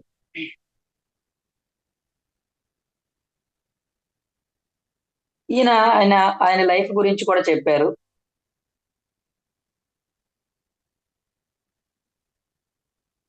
మా జనకులు అందరికీ మా తండ్రులే సాధారణ విద్య, యుద్ధ విద్యలతో పాటుగా ధ్యానం కూడా నేర్పేవారు. ఆ రోజుల్లో మేము ధ్యానులం, పాలకులం కూడా అయి ఉండటం మాకెంతో అవసరం. దానివల్ల మాకు మనోనిబ్బరం ఏర్పడింది. ఎదురయ్యే ప్రతి సమస్యను భౌతికంగా అర్థం చేసుకునే వాళ్ళం, అలాగే దాని వెనకున్న ఆధ్యాత్మిక విషయాన్ని కూడా అర్థం చేసుకునే వాళ్ళం. దీనిని అర్థం చేసుకోవటంలో మా మనసుల్లో సమభావనతో ఉండేవాళ్ళం. అయితే నా పూర్వీకులా కాకుండా నాకు మరింతసేపు ధ్యానంలో గడపాలని ఉండేది. వెంటనే నాకు అలా చేయడానికి అనుమతి లభించింది. కొన్ని సంవత్సరాల పాటు తపస్సు చేశాను. రాజ్యానికి తిరిగి వచ్చి రాజునై ప్రజాపాలన చేశాను. జనకుడిగా నా జన్మ వల్ల, ధ్యానం వల్ల నేను నేర్చుకున్నది ఏమిటంటే, మనిషిగా భౌతిక జీవిత పరంగా ఏర్పడిన బాధ్యతలను ఎన్నడూ నిర్లక్ష్యం చేయకూడదు. అదండి, మనం భౌతిక జీవనంలోకి వచ్చామంటే ఇది చాలా అవసరం కాబట్టి వచ్చాము. భౌతిక జీవిత పరంగా ఏర్పడిన బాధ్యతలను ఎన్నడూ నిర్లక్ష్యం చేయకూడదు. మీరు 7వ శరీర చైతన్యానికి చెందిన మాస్టర్ అయితే కావచ్చు, అంత ఎదిగిన మాస్టర్ అయినా మన ఒక భౌతిక శరీరంలోకి వచ్చిన తర్వాత వ్యక్తిగా మీ బాధ్యతలు నిర్వర్తించాలి. మీ కుటుంబం పట్ల గాని, మీ పట్ల గాని మీ బాధ్యతలను ఎప్పుడూ నిర్లక్ష్యం చేయకు. తమ జన్మ పట్ల తమ బాధ్యతలు నిర్వర్తించని వారెవ్వరూ ఆధ్యాత్మికంగా ఎదగలేరు. మీ జన్మ కారణం మొదలుకొని ధ్యానంలో శిఖరాగ్రాలు అందుకునే వరకు అనేక బాధ్యతలు ఉంటాయి మీకు. ధ్యానం ఆధ్యాత్మికత అన్నవి పెళ్ళం బిడ్డల్ని వదిలిపెట్టమని గాని సంఘాన్ని వదిలిపెట్టమని గాని చెప్పవు. పైగా మీరు కుటుంబంతోనూ సంఘంతోనూ కలిసి ఉండాలని గట్టిగా చెబుతాయి. అలాగే సీత గురించి కూడా చాలా విషయాలు చెప్పాడు ఆయన. రామరావణుల జన్మకు కారణాలు ఏమిటి అని అడిగితే అప్పుడు దానికి కొన్ని విషయాలు చెప్పాడు. ధ్యానంలో నేను పొందిన జ్ఞానం ప్రకారం రాముని జన్మను నేను ముందుగానే తెలుసుకున్న దాని ప్రకారం రాముడు రెండు ముఖ్యమైన బాధ్యతలు పెట్టుకొని భూమి మీదకి వచ్చాడు. ఒకటి, తాను చాలా సామాన్యమైన రాజకుమారుడినని, తల్లిదండ్రుల పట్ల గౌరవంగా బాధ్యతాయుతంగా ఉండాలనుకున్న వాడిగా సామాన్య ప్రజానీకానికి చూపాలనుకున్నాడు ఆయన. ఒక రాజుగా తల్లిదండ్రుల పట్ల గౌరవంగా ఎలా ఉండాలో చూపించే, అంటే తల్లిదండ్రులు అంటే పెద్దల పట్ల గౌరవంతో వాళ్ళు చెప్పిన విషయాలు వాళ్ళు చెప్పినట్టు ఎలా నడుచుకోవాలో చూపించాలి ప్రజలకు అని చెప్పి చూపించడం కోసం వచ్చాను. రెండవది, తాను కూడా చాలా ఉన్నతమైన మాస్టర్నని, ఆ కాలంలో బ్రతికున్న తాపసులను రక్షించి, అప్పుడు ఋషులని అందరినీ రక్షించి చూడండి, తద్వారా సుఖశాంతులను భూమి మీద నిలబెట్టాలి. అయితే ఆ రావణుడి ఒక మినహాయింపుగా తీసుకున్నాడు. ఇదంతా అయిపోయింది. కాబట్టి జనకుడు చెప్పినది ఏంటంటే, మీరు కుటుంబ బాధ్యతల్ని, ప్రాపంచిక బాధ్యతలు నిర్లక్ష్యం చేయకుండా ఆధ్యాత్మికంగా ఎదగండి. నేను కూడా ధ్యానం కోసం కొంతకాలం అరణ్యాలకు వెళ్ళి సాధన చేసుకుని వచ్చి, సాధనలో బాగా వృద్ధి పొందిన తర్వాత వచ్చి నేను మళ్ళీ రాజ్యాన్ని పరిపాలించాను. కాబట్టి జనక మహారాజుగా నాకు అంత పేరు ప్రఖ్యాతులు లభించాయి అని చెప్పడం జరిగింది. ఇవన్నీ మన జీవితంలో ఆధ్యాత్మిక మార్గంలో చూడండి, ఇవన్నీ మనకు ఉపయోగపడే విషయాలే, సాధారణ విషయాలు, చాలా సులభమైన ఏదో సబ్జెక్ట్ చెప్పలేదండి. నువ్వు ఈ భూలోకంలో ఉంటూనే ఆధ్యాత్మికంగా ఉన్నతంగా ఎదగడానికి ఎలాంటి నియమాలు పాటించాలి, ఎలా జీవించాలి అని చెప్పిన విషయాలు ఇవన్నీ. కాబట్టి ఈ బుక్ చాలా చాలా ఇంపార్టెంట్. కొత్తగా వచ్చిన వాళ్ళకి ఇంపార్టెంటే, ముందుకు వెళ్ళాలనుకున్న వాళ్ళకి ఇంపార్టెంటే. మధ్యలో కొంత బ్రేక్ వచ్చింది అనుకోండి, వాడికి మళ్ళీ పుషప్ ఇస్తుంది, బూస్ట్. కాబట్టి నెక్స్ట్ యుధిష్ఠిరుడు, ఇది కూడా చెప్పేసి ఆపేద్దాము. యుధిష్ఠిరుడు అంటే ధర్మరాజు అండి. 8 చూడండి, నేను ధర్మరాజు అనే పేరుతో అందరికీ బాగా తెలుసు. సంఘ సభ్యులు ప్రశాంతంగా జీవించడం కోసం ప్రతి సంఘము, ప్రతి సంస్కృతి కొన్ని ప్రాథమిక నిబంధనలను, చట్టాలను రూపొందించుకున్నాయి. మీలాగే నేను కూడా సంఘంలో ఉండే మనిషినే. అయితే నా తమ్ముళ్ళు మాత్రం అతి బలశాలులు, మరి ధ్యానులు అని చెప్తూ, నా జన్మ కారణం నుంచి నేను పక్కదో పట్టకుండా ఉండాలని చాలా జాగ్రత్త పడుతూ ఉండేవాడిని. అందువల్ల ఎప్పుడు చూసినా ఒక రకమైన మానసిక ఒత్తిడిలో, టెన్షన్ లో ఉండేవాడిని. ధర్మం తప్ప అన్యం వద్దు అనే మనో నిర్ణయాన్ని గట్టిగా పట్టుకొని ఉండేవాడిని. అంటే సంఘం, సంస్కృతుల సూత్రాలకు కట్టుబడి ఉండేవాడిని నేను. నాకు ఉన్న ఏకైక బలహీనత జోదం. అయితే దానిలో కూడా నేను ధర్మానికే కట్టుబడి ఉండేవాడిని. గెలుపు వాటములను లెక్క చేసేవాడిని కాదు.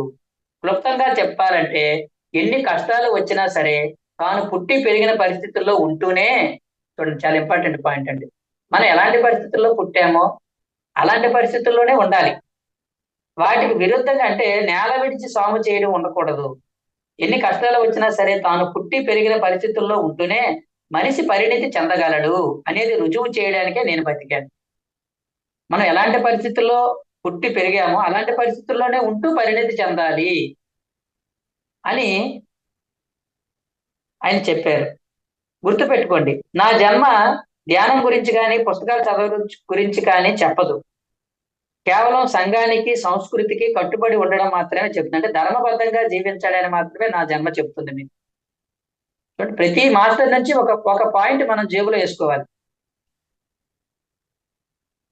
నేను ధ్యానం చేశాను, కానీ అది కురుక్షేత్ర సంగ్రామం తర్వాతే. నా జీవితం గురించి, నా పనుల గురించి ఇంతే చెప్పగలిగింది. ఇంకా అంతకంటే నేను ఎక్కువ మాట్లాడను. అప్పుడు ఎక్కువ మాట్లాడేవాడిని కాదు, ఇప్పుడు నేను ఎక్కువ మాట్లాడలేను అని చెప్పాడు.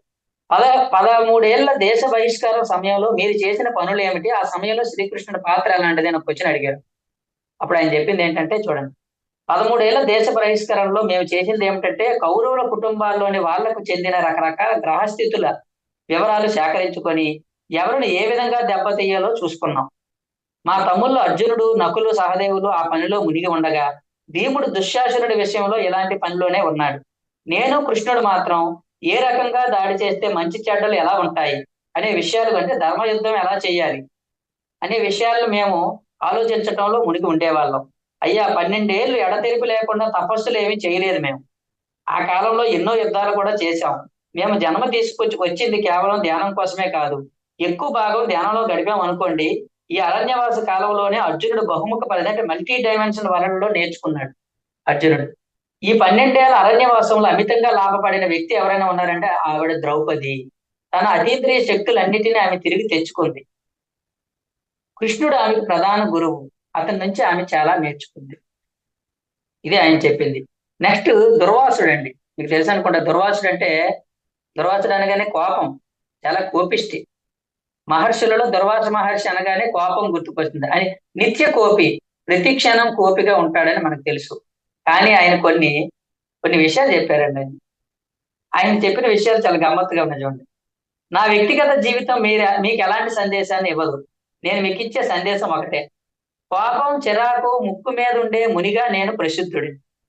కోపం, చిరాకు ముక్కు మీద ఉండే మునిగా నేను ప్రసిద్ధుడి. నిజానికి బుద్ధుడు దేనినైతే పొందాడు నేను దాన్నే పొందాను. అయినా కూడా మనుషులకు నేనేమిటో తెలియదు. ఎందుకంటే ఇలాంటి ప్రశ్న ఎంతవరకు ఎవరు అడగలేదు. అడగనంత వరకు ఏ విషయము బయటికి రాదు. కానీ ఇప్పుడు ఆ సమయం వచ్చింది. ఇక్కడ నుంచి ఇప్పుడు నేను మీకు ఒక విషయం చెప్తున్నాను. ధ్యానులైన రాజులకు మునులకు తమ తమ పనుల్లో పరిపక్వత సాధించడానికి సహాయం చేయడం కోసం నా జీవితం ఏర్పడింది. పెద్ద రాజులకు అంటే పరిపాలించే వాళ్ళకే నేను బోధన చేసేవాడు. నా రాజులు మునులు వాళ్ళ ధ్యాన సాధనలో బాగా పురోగమించిన వాళ్ళే అయినా జ్ఞానం కోసం కష్టపడడంలో మాత్రం అంతగా పురోగతి సాధించలేదు వాళ్ళు.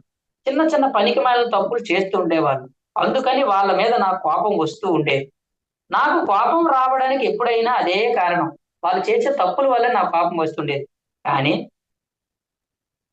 నా కోపం వల్ల ఫలితం మాత్రం చాలా గొప్పగా ఉండేది. వాళ్ళు చాలా మార్పు వచ్చేదండి. నా కోపం వచ్చినప్పుడల్లా చాలా మార్పు వచ్చేది వాళ్ళు.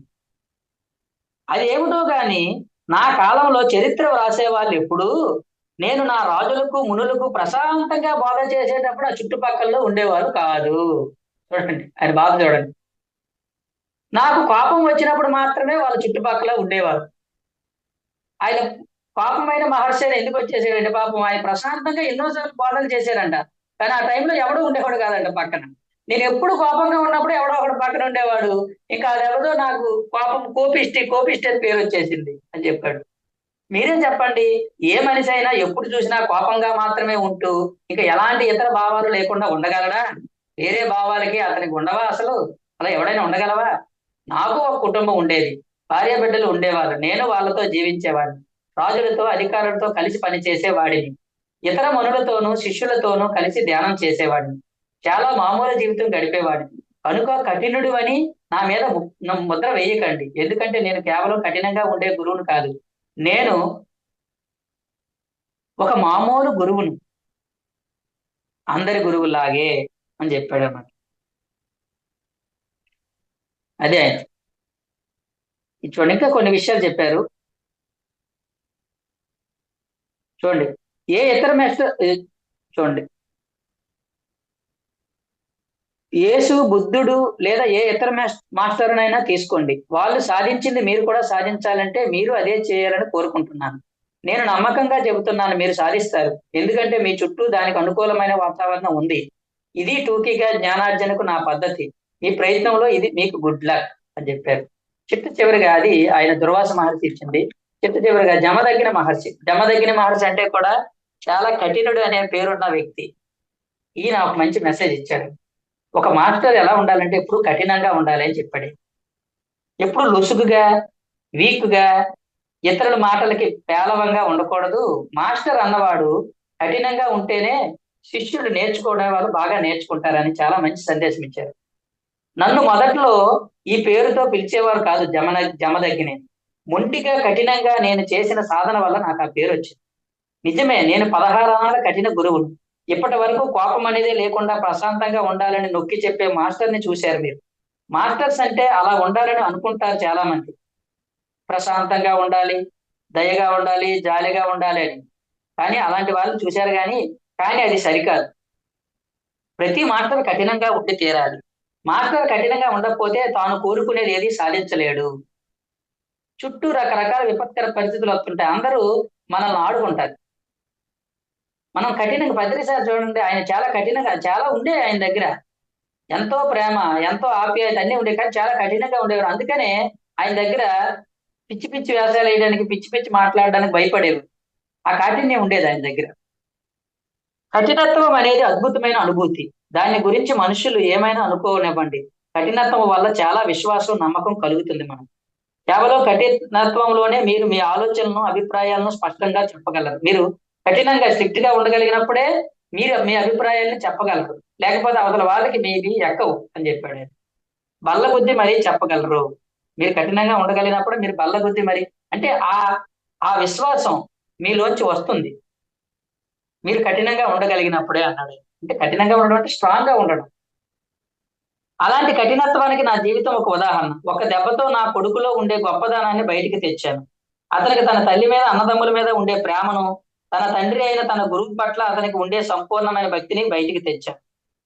ఇలా చాలా విషయాలు ఆయన కొన్ని చెప్పడం జరిగింది. కఠినత్వమే నా బోధనా సారము. నువ్వు మాస్టర్గా నువ్వు వీక్ గా ఉండకు, పేలవంగా ఉండకు, కఠినంగా ఉండు అని చెప్పాడు ఆయన సారం అది. నేను దానిని ఎక్కువగా నొక్కి చెబుతాను. సరైన భావనతో ఆధ్యాత్మిక మార్గంలో మరింత ముందుకు కొనసాగడానికి మౌలికమైనది ఇదే. ఒక యేసుక్రీస్తు, ఒక బుద్ధుడు లేదా ఇతర మాస్టర్లు కఠిన సాధన చేయకపోతే వాళ్ళ అంతటి వాళ్ళు అయి ఉండేవాళ్ళు కాదు. కఠినత్వం లేకుండా ఆధ్యాత్మిక గురువు కొనసాగలేడు. ఈ ప్రపంచం వింత పోగడలు పోతూ మచ్చిక కాకుండా పోతుంది. అలాంటి ఈ ప్రపంచం కాఠిన్యం ఒక్కటే మనకు సహాయపడుతుంది.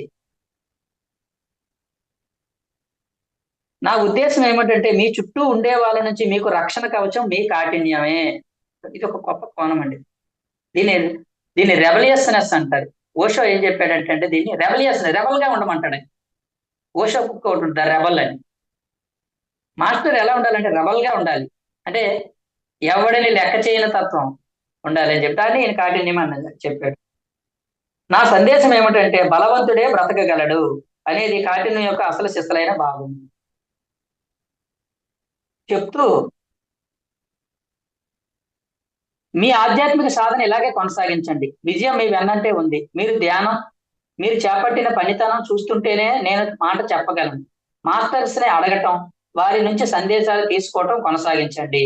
మీరు చేపట్టిన ఈ ఆధ్యాత్మిక కార్యకలాపం చాలా అద్భుతమైనది. బెస్ట్ ఆఫ్ లక్ అని చెప్తూ ఆయన ఇచ్చిన సందేశం చూడండి. జమదగ్ని మహర్షి అంటే కాఠిన్యమైన గురువు. ఆయన ఏం చెప్పారంటే నువ్వు సిన్సియర్ గా ఉండాలి, కఠినంగా వ్యవహరించాలి. ఆ కాఠిన్యం లేకపోతే ఇప్పుడు స్కూల్లో పిల్లలు చూడండి అల్లరి చేస్తుంటారు. పిల్లల పట్ల ప్రేమ ఉంటుంది టీచర్ కి, కానీ వారు ప్రేమను చూపిస్తూ ఉన్నారనుకోండి, ఆ పిల్లలు కొన్ని విషయాల్లో టీచర్ని అలుసుగా తీసుకొని వాళ్ళు చెప్పిన దాన్ని నేర్చుకోరు. టీచర్ కఠినంగా వ్యవహరిస్తే పిల్లలు సైలెంట్ గా ఉండి నేర్చుకోవడానికి అవకాశం ఉంటుంది. ఇలా ఒక మాస్టర్ కి కఠినత్వం అవసరం అని చెప్పి చెప్పడం జరిగింది. ఇలా మనం ఈ రోజు 10 మంది మాస్టర్ల యొక్క సందేశాలను చక్కగా నేర్చుకున్నాం ఈ రోజు ఒక 1 అవర్ లో. ఈ 10 మంది ఆది శంకరాచార్యులు, రావణాసురుడు. చెప్పుకోవాలంటే ఆది శంకరాచార్యుడు ఏం చెప్పాడంటే నువ్వు నువ్వు జీవిస్తున్న సమాజంలో ఉన్నటువంటి ఆ ఏవైతే పరిస్థితులు ఉన్నాయో, విలువలు ఉన్నాయో వాటిని గౌరవించమని చెప్పాడు. తర్వాత రావణాసురుడు ఏం చెప్పాడంటే నాయన అహంకారం వద్దు, మిడిమిడి జ్ఞానం వద్దు అని చెప్పాడు ఆయన. తర్వాత మాస్టర్ ఎవరంటే ఆ హిరణ్యకశిపుడు ఏం చెప్పాడు, ఇతర మాస్టర్లను గౌరవించడం నేర్చుకోండి,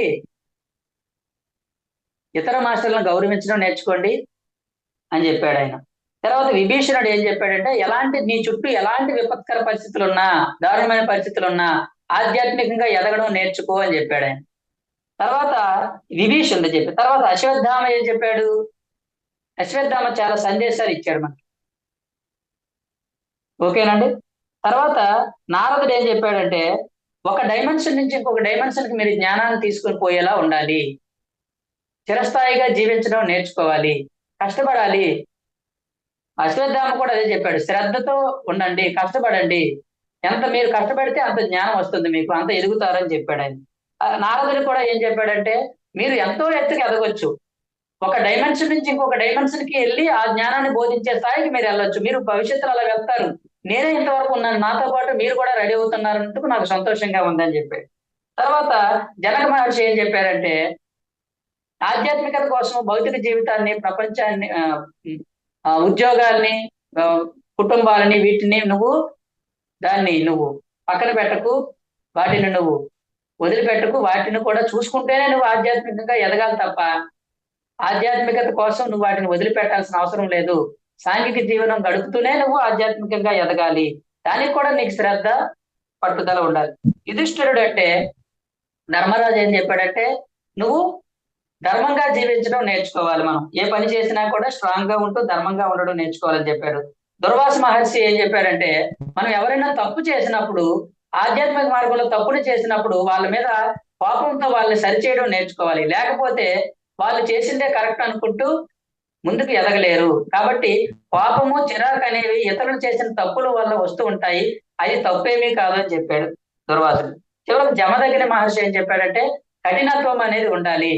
ఆ కఠినత్వం ఉన్నప్పుడే నేర్చుకునే వారిలో నేర్చుకునే తత్వం పెరుగుతుంది. నీ కఠినత్వం లేకపోతే ఈ ప్రపంచం నుంచి నువ్వు తప్పించుకోవడం, మలగలగడం కష్టంగా ఉంటుంది. ఆధ్యాత్మిక వ్యక్తి అంటే చాలా అలుసుగా చూస్తారు మనుషులు. ఒక ఆధ్యాత్మిక మాస్టర్ కఠినంగా లేకపోతే అందరూ నిన్ను ఆడేసుకుంటారు. కాబట్టి నువ్వు చాలా జాగ్రత్తగా ఉండాలి. లోపల కోమలంగానే ఉండాలి, కానీ బయటికి కఠినత్వాన్ని ప్రదర్శిస్తూ ఉండాలి అని చెప్తూ ఈ 10 మంది మాస్టర్లు ఇచ్చిన సందేశాలను మనం ఈ రోజు తెలుసుకోవడం జరిగింది. మళ్ళీ రేపు ఇంకొక 10 మంది మాస్టర్లు చెప్పిన సందేశాలతో మళ్ళీ కలుసుకుందాము. Thank you very much madam. Thank you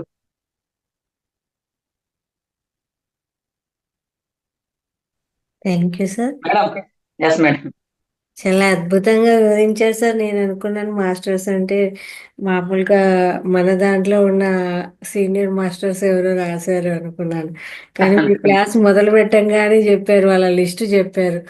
okay, hostel masters వీళ్ళు అనేసి తర్వాత రియలైజ్ ఎస్ మేడం. అయింది అనమాట. అంటే మామూలుగా బుక్స్ రాస్తూ ఉంటారు కదా, ఇప్పుడు ఏ మేడం గారు అయితే రాశారో అలాగే ఓహో, ఇప్పుడు అరుణ మేడం గారు అర్థమైంది. అన్నట్టు అలాగే అనుకున్నాను అనమాట. కానీ అది కాదు, హాస్టల్ మాస్టర్స్ మీరు లిస్ట్ చదివారు కదా, అప్పుడు అదే మనం అనుకున్నది కాదు, ఇక్కడ ఎంతో ఉంది, వాళ్ళు వచ్చి చెప్పడం ద్వారా మేడం గారు రాశారు అని. Yes madam.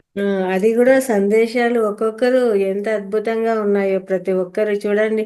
ఆ, వాళ్ళు కనిపిస్తారా చెప్తారా అనేది కాదు, కనిపించడం జరిగింది, అది చెప్పడం జరిగింది, దాన్ని బుక్ రూపంలో రాయడం కూడా జరిగింది. భగవంతుడు ఎస్ మేడం. ఎస్ వాళ్ళందరూ కూడా మేడం. ఎలా ఇచ్చారు అనేది చాలా ఎస్ మేడం. అద్భుతంగా చెప్పారు sir. Very great, very great. Sir thank you. Okay thank you very much madam. Okay, ఇంకా మాస్టర్స్, సార్ ఇంత అద్భుతంగా వివరించారు. అందరం కూడా సార్కి ఒకసారి గట్టిగా ధన్యవాదాలు తెలియజేద్దాము. ఓకే, మీనా కుమార్ మాట్లాడండి అమ్మా, మీనా కుమార్ గారు.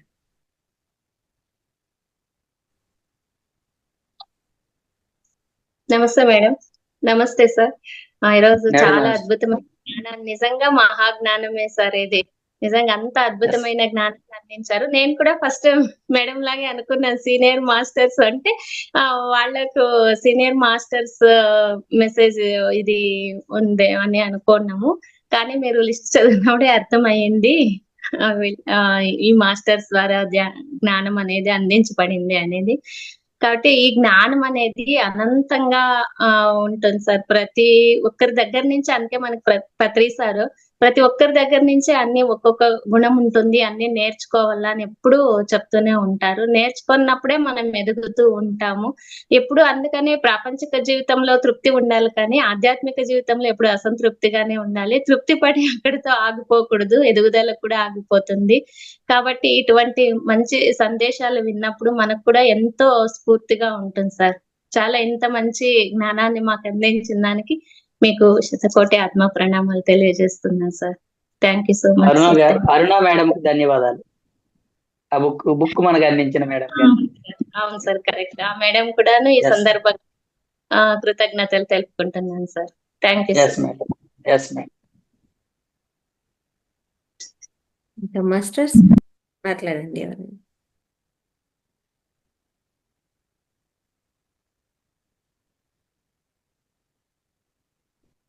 ఏమైంది? సత్యనారాయణ గారు మాట్లాడండి సార్, అన్మ్యూట్ చేసుకోండి.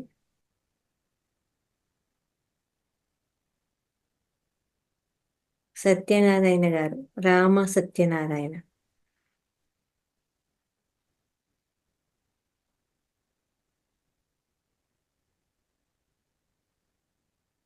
ఇంకెవరైనా మాట్లాడండి.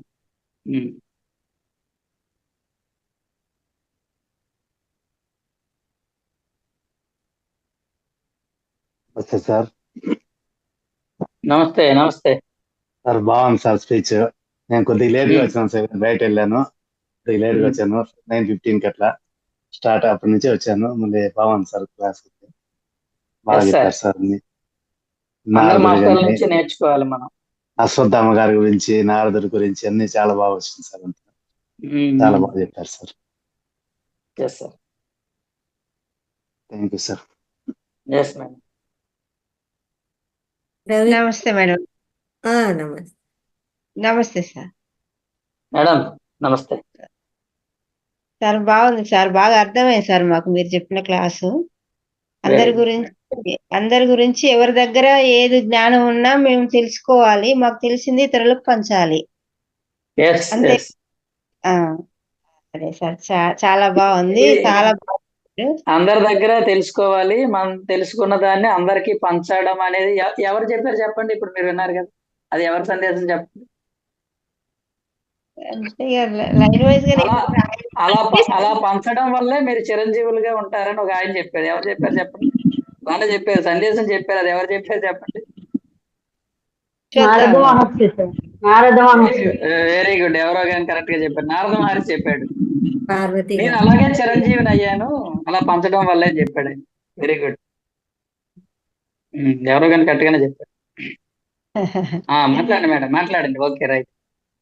ఏం లేదు సార్, అదే మీరు చెప్పింది బాగుంది, మాకు అర్థమవుతుంది, అర్థం అయ్యింది. నేర్చుకోవాలి, నేర్చుకున్నాక ఇంకా ఇతరులకు కూడా చెప్పడానికి ఉండాలి, ఇతరులకు హెల్ప్ చేయాలి. Very good, very good. అంతే. రవీంద్ర సార్ మాట్లాడండి. సార్ నమస్తే సార్. అయ్యా నమస్తే.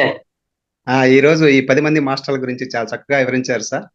వాళ్ళ జన్మ ప్రణాళికలో ఏ ఉద్దేశంతో ఈ యొక్క భూమి మీద జన్మ తీసుకున్నారో, అట్లాగే ఆధ్యాత్మికంగా ఎదగాలంటే ప్రతి ఒక్కరు కూడా వాళ్ళ గురించి తెలుసుకునేసి వాళ్ళు ఇచ్చిన సందేశాన్ని మనం అమలు చేయడం ద్వారా మనం ఆధ్యాత్మికంగా ఎదగొచ్చు అనేసి మనం తెలుసుకున్నాం సార్. వీళ్ళు 10 మంది కూడా ఒక్కొక్కరు ఒక రకమైన సందేశాన్ని ఇచ్చారు మనకి. కొంతమంది ప్రచారం మనం తెలుసుకున్న విషయాన్ని ఇతరులకు పంచాలని ఒకరు చెప్పారు. అట్లాగే మనం ఒక గురువు ఏమంటే, ఒక మాస్టర్ ఏమంటే మనం కఠినంగా వ్యవహరించాలి, మనం ఏ విషయాన్ని కూడా మరీ మెత్తగా ఉన్నా కూడా కుదరదు అనేసి అట్లాగా ప్రతి ఒక్కరు కూడా చెప్పడం జరిగింది సార్. ఇది చాలా బాగుంది సార్ మెసేజ్ మాత్రం. Very good sir, very good, very good. ధన్యవాదాలు సార్. ఎస్ సార్, రేపు ఇంకో 10 మంది మాస్టర్ల గురించి నేర్చుకుంటాం మనం. అట్లాగే సార్. పద్మావతి గారు అన్మ్యూట్ చేసుకున్నాం.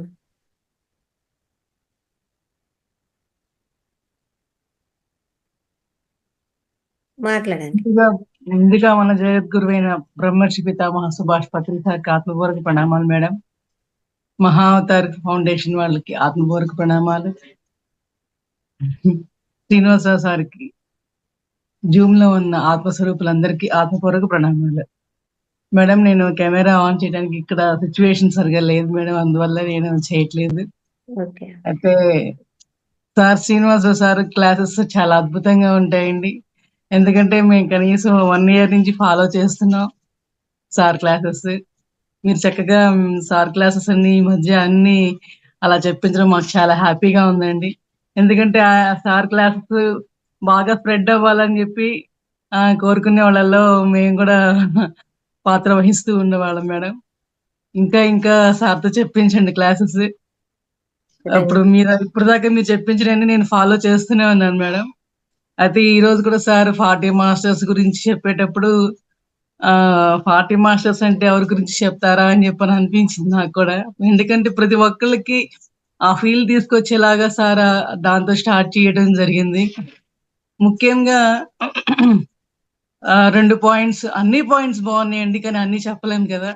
సో ఫస్ట్ నాకు రావణాసుడు అంత తప్పు చేసి కూడా తన తప్పుని ఒప్పుకొని నాలా ఎవరు చెయ్యొద్దు అని చెప్పారా చూసారా మేడం?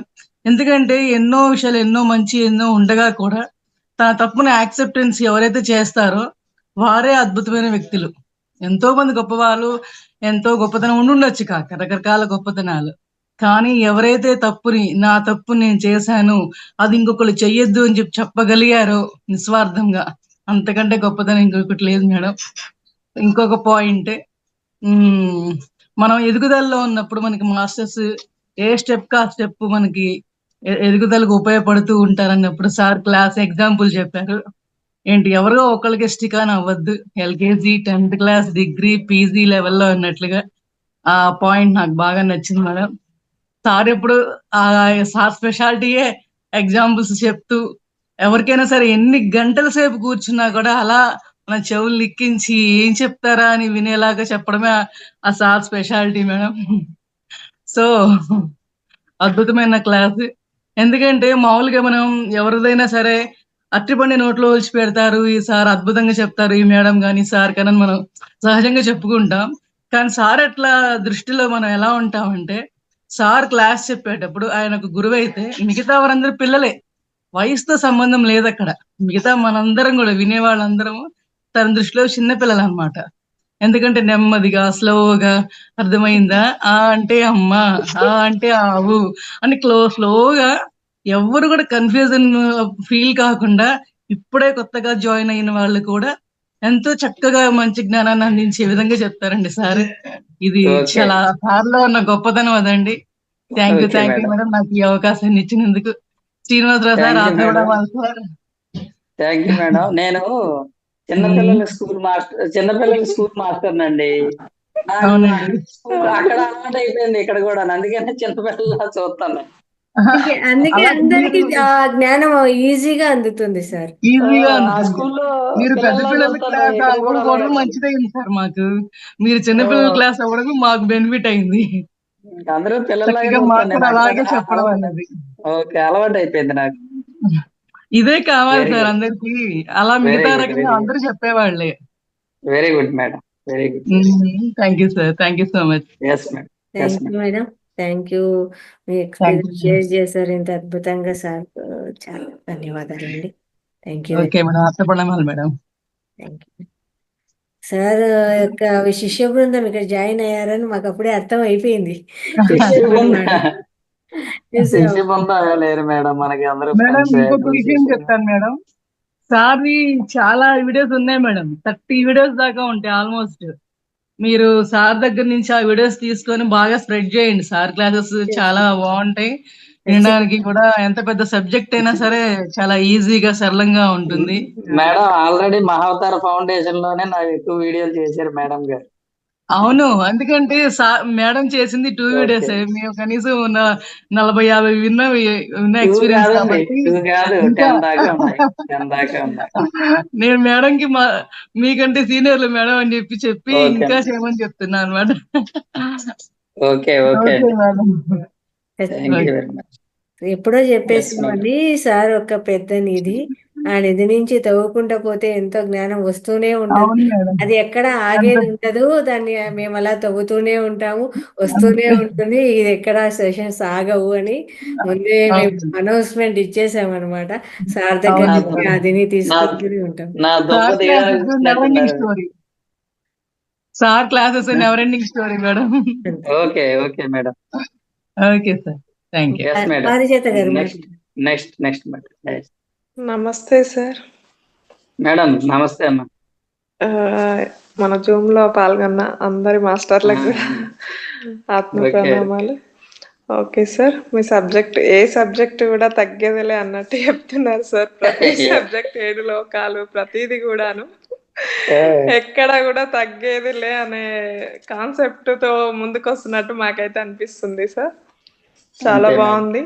నార్మల్ గా గురువులు మీరు చెప్పిన ప్రతి మాస్టర్స్ అందరూ తెలుసు కాబట్టి వాళ్ళు ఏ రకంగా జ్ఞానం ఇచ్చారో అనేసి మనం తెలుసుకోలేదు.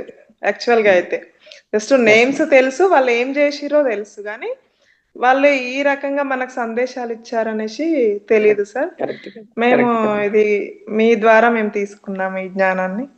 Thank you sir. Thank you sir. Thank you madam గారు. Thank you sir. ఇంకా ఎవరైనా మాస్టర్స్? నెక్స్ట్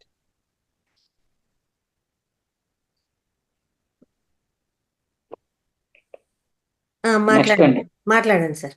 రాఘవయ్య గారు మాట్లాడండి సార్. నమస్తే మాస్టర్. నమస్తే మేడం. అయ్యా నమస్తే. నమస్తే మాస్టర్ చాలా చక్కగా వివరించారు 40 మంది మాస్టర్ల sir. గురించి.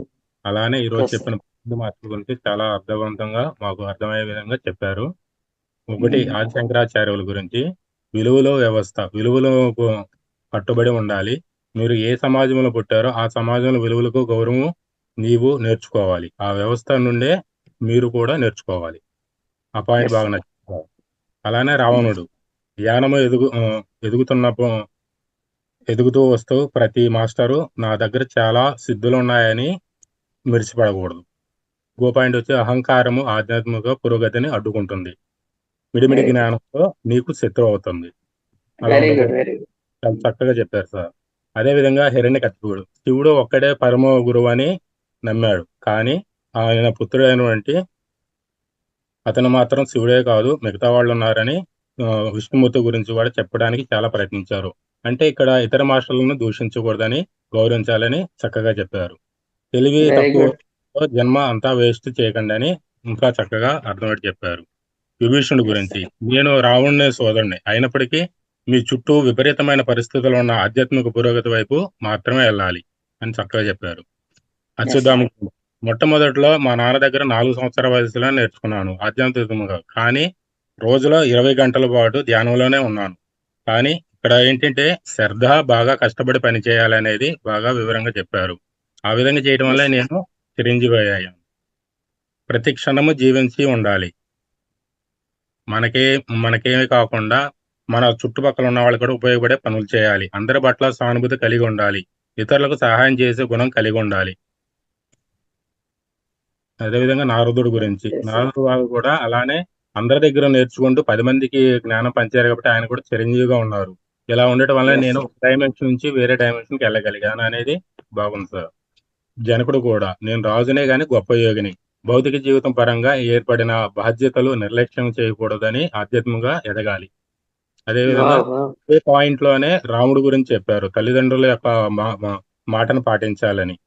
అదే కూడా ఆయన అందరికీ ధర్మంగా ఉండాలి అనేది కూడా రాముల వారు నేర్పించడానికి జన్మ తీసుకున్నారు. Yes, sir.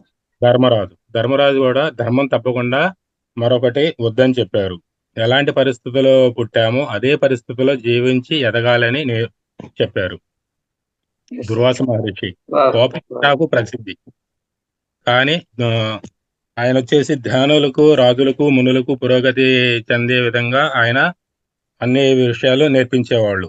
అంటే అది నేర్పించేటప్పుడు మనం కోపడకపోతే వాళ్ళు ఆ జ్ఞానాన్ని నేర్చుకోలేరు అనే ఉద్దేశంతో ఆయన కోపం ప్రదర్శించారు. కాబట్టి ఆయన దుర్వాస మహర్షి అని కోపం ఉండే మహర్షి అన్నారే కానీ ఆయన నుంచి నేర్చుకున్న వాళ్ళు ఎంతమందో బాగుపడ్డవాళ్ళు ఉన్నారు. Very good sir. ఎక్సలెంట్. బాగా రాశారు. జమదగ్ని గారు ఎప్పుడూ కఠినంగా ఉండాలని, ప్రతి మాస్టర్లో కఠినంగా ఉండాలని, కఠినత్వం అనేది చాలా అద్భుతమైనది. కఠినత్వం వల్లనే ఇతరులు కూడా మంచి లక్షణాలు బయటకు తీయచ్చు అనేది ప్రతి మాస్టర్ చేసి చూపిస్తున్నారు. మన నిత్య జీవితంలో మన మాస్టర్లు కూడా మనకు చూపించింది అదే, మీరు కూడా మాకు నేర్పిస్తుంది కూడా అదే. మీకు thank you sir. Wow, excellent sir. చాలా బ్రీఫ్ గా చాలా బాగా రాశారు. అసలైన భలే రాశారు సార్. నిజంగా గ్రేట్. ప్రతి Thank you, ఒక్కరికి sir. చెప్తాను సార్, ప్రతి క్లాసు ఒక పెన్ను బుక్ పెట్టుకొని నోట్ వావ్, చేసుకోవాలి, వావ్, వావ్. అందరూ నోట్ ఎక్సలెంట్. చేసుకోవాలి అనేది ప్రతి ఒక్కరికి మార్నింగ్ సెషన్ అయినా నైట్ సెషన్ అయినా డేట్ ఏ బ్యాచ్ అనేది ప్లస్ ఏం బా. చెప్తున్నారు అనేది ఖచ్చితంగా అది ఉండాలి. అది ఎంతమంది మరి ఫాలో అవుతున్నారో తెలియదు కానీ రాఘవయ్య సార్ అద్భుతంగా ఫాలో అవుతున్నారు. Excellent sir. నేను ఉన్న దాంట్లో సగం తీసి రాస్తే అందులోంచి ఇంకా ఇంపార్టెంట్ పాయింట్లు తీసి మీరు బాగా రాశారు sir. Excellent sir. Excellent. I appreciate you. Thank you sir. Thank you very much sir. చాలా బాగుంది. చాలా బాగా రాశారు. అంత స్పీడ్ లో కూడా బాగా రాశారు. అదే ఆశ్చర్యం. నేను రాయలేను ఎందుకే. Yes sir. Very good. Very good thank you. Sir. Thank you sir. ఇంకా ఎవరైనా మాస్టర్ షేర్ చేసుకుంటారా సార్ చెప్పిన విషయం మీద? ఓకే,